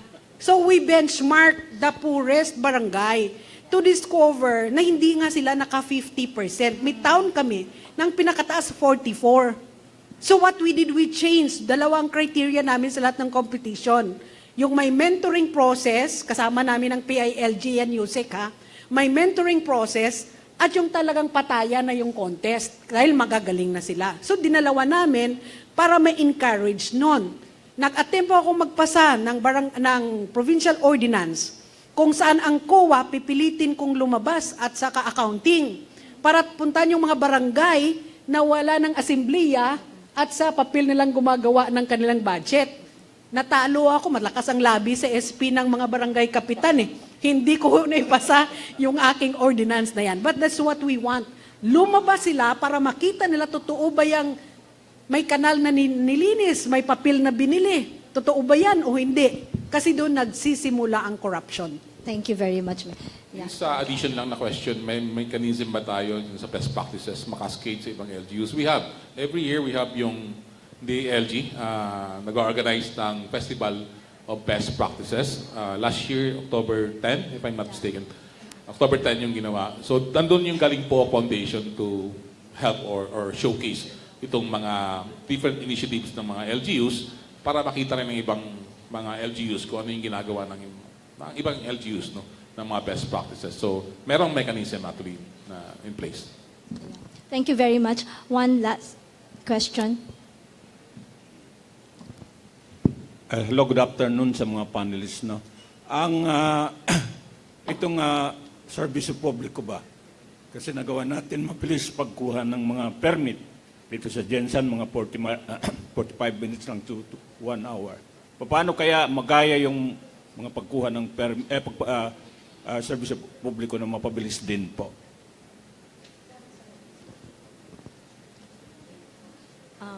Paano daw mapabilis ang paano Yung proseso ba? Yung proseso pag sa service publiko?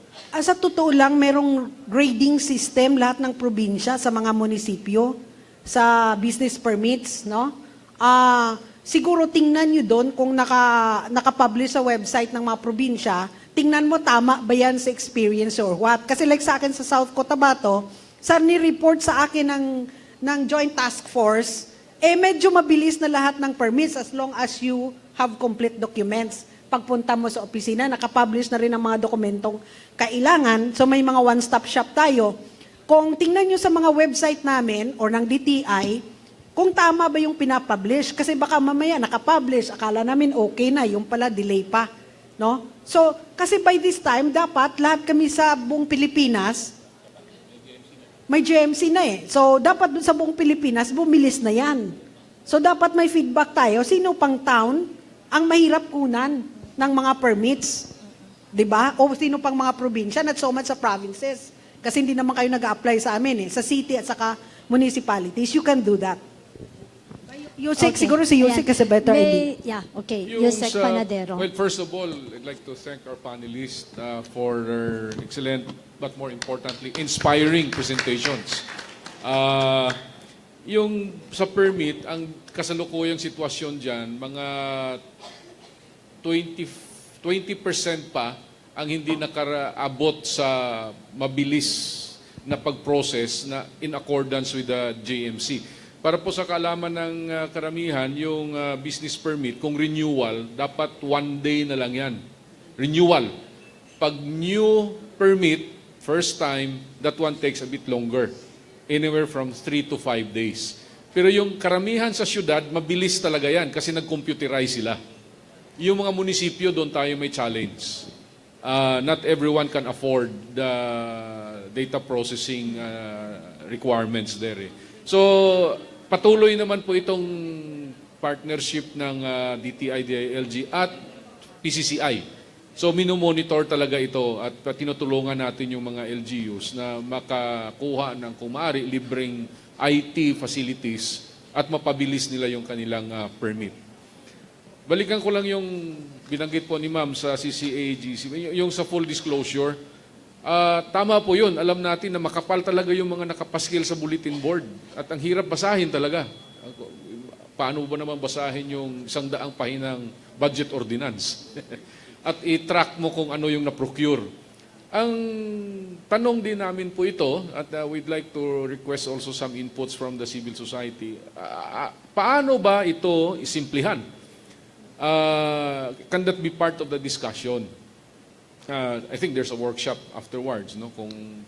Kasi may nakita na kaming isang, and this is somewhere in Eastern Visayas, yung College of Public Ad ng isang state university doon, sila ang nag-simplify. So siguro isabog din namin yun, ipakita sa lahat, is this the one that everyone can understand? Na madaling makita. Pero nothing prevents other groups, other schools, other LGUs to simplify it. Ang mahalaga doon, magamit ito. At ang kasunod kasi, siyempre may mga fears din yung iba nating mga kasama kung paano gamitin yung datos. So yung maganda yung binanggit ni Ma'am din, yung constructive engagement. Sana yan din yung ating framework on how do we intend to engage the local government. Kasi nobody wants an adversarial relationship siguro. Yung susugan ko lang yung binanggit ni Gob, yung sa audit sa barangay. Talagang Paano ba kaya gawin yan, Gob? Kasi talagang mahalaga yun. Hindi talaga na-audit yan regularly pati na yung mga kasamahan natin sa COA, nagsasabing problema yan. Is there a way na ang LGUs can also oversight? Alam naman natin ito, sa ngayon, yung barangay, punong barangay, saka treasurer, silang dalawa lang, pwede na silang mag-withdraw sa... Kasi si accountant, hindi niya na yan nakikita, no? Si municipal o si city accountant. At ang auditing dyan ay hindi siya talaga kasing tindi kaysa ginagawang audit sa mga munisipyo at syudad. This is really an area na binanggit ni ma'am, kausapin dapat talaga natin ang COA. Kasi there's no other way but to have more people doing the audit, but COA has to agree. In fact, we offer them vehicle, police escort, honorarium, food. Para lang pumunta sila sa barangay ng biglaan tsaka tingnan yung kung anong andon. Sabi nila, it's not their job na mag-isa-isa kasi post-audit lang sila. Kinausap ko ang accountant ng mga munisipyo, ayaw din, o kami na lang. Hindi lang pumasa yung ordinance ko, kaya wala akong basis. Oo. Kasi unless we correct what is happening in the barangay, sayang gid ang effort natin. Kasi sila man yung mga maliliit na haligi natin music. Ang ira po ng mga barangays, pangkalahatan ay 100 billion. That's the kind of resources that is deployed there. No? So, Sayang. Oo. Yusek, maari daw po bang magkaroon ng session na ganito para sa mga local government units lamang para maibaba natin itong open government? Na this is actually a very good offshoot and then we'll continue on with this kind of forum to the local government units. Mas marami yung makarinig, makaalam. Sige, we'll definitely support such initiatives, lalo pag Gob will lead the effort. Yusek, Starting February 12. Yeah. Yusek, alam mong sinabi ko dito, if you involve the media from the beginning of the planning, CSO, kasama sila, wala kang problema kasi alam na nila kung bakit nagmahal yan. Tama bakit yan. nagkaganyan yan. So napaka-seldom na yung kini-question kanila on the air. Bakit ganyan yan kalaki? Diba? That's the secret. Make them a partner from the beginning so that they will understand how government works. Diba? So, Ganda yung constructive engagement nga siguro veer away from that very adversarial to a constructive engagement. Then I think partnership can evolve from there. No? Ayan yung overall framework. But as you would all know din, at the local level, politika. So doon nagsimula na naman yung... Maganda lang yung punto ni ma'am kanina, paano ba gamitin yung report? Just want to clarify that kasi depende sa report. If it is about the use of funds at hindi pinakinggan, diretso talaga yan sa COA at sa ombudsman. Ganun lang ang ruta niyan.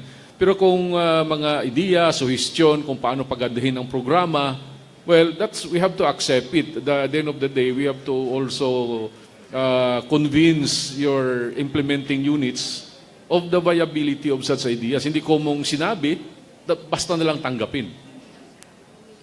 Maraming salamat, Undersecretary Panadero. Napakaganda pong dialogo nitong talakayan natin and that ends our session for this afternoon. So sa atin pong tatlong champions, maraming salamat sa inyo, Governor Daisy, our host Titi, Mayor Rivera, and of course, Ma'am Annie. Marami pong salamat. Muli, palakpakan po natin ang ating tatlong champions.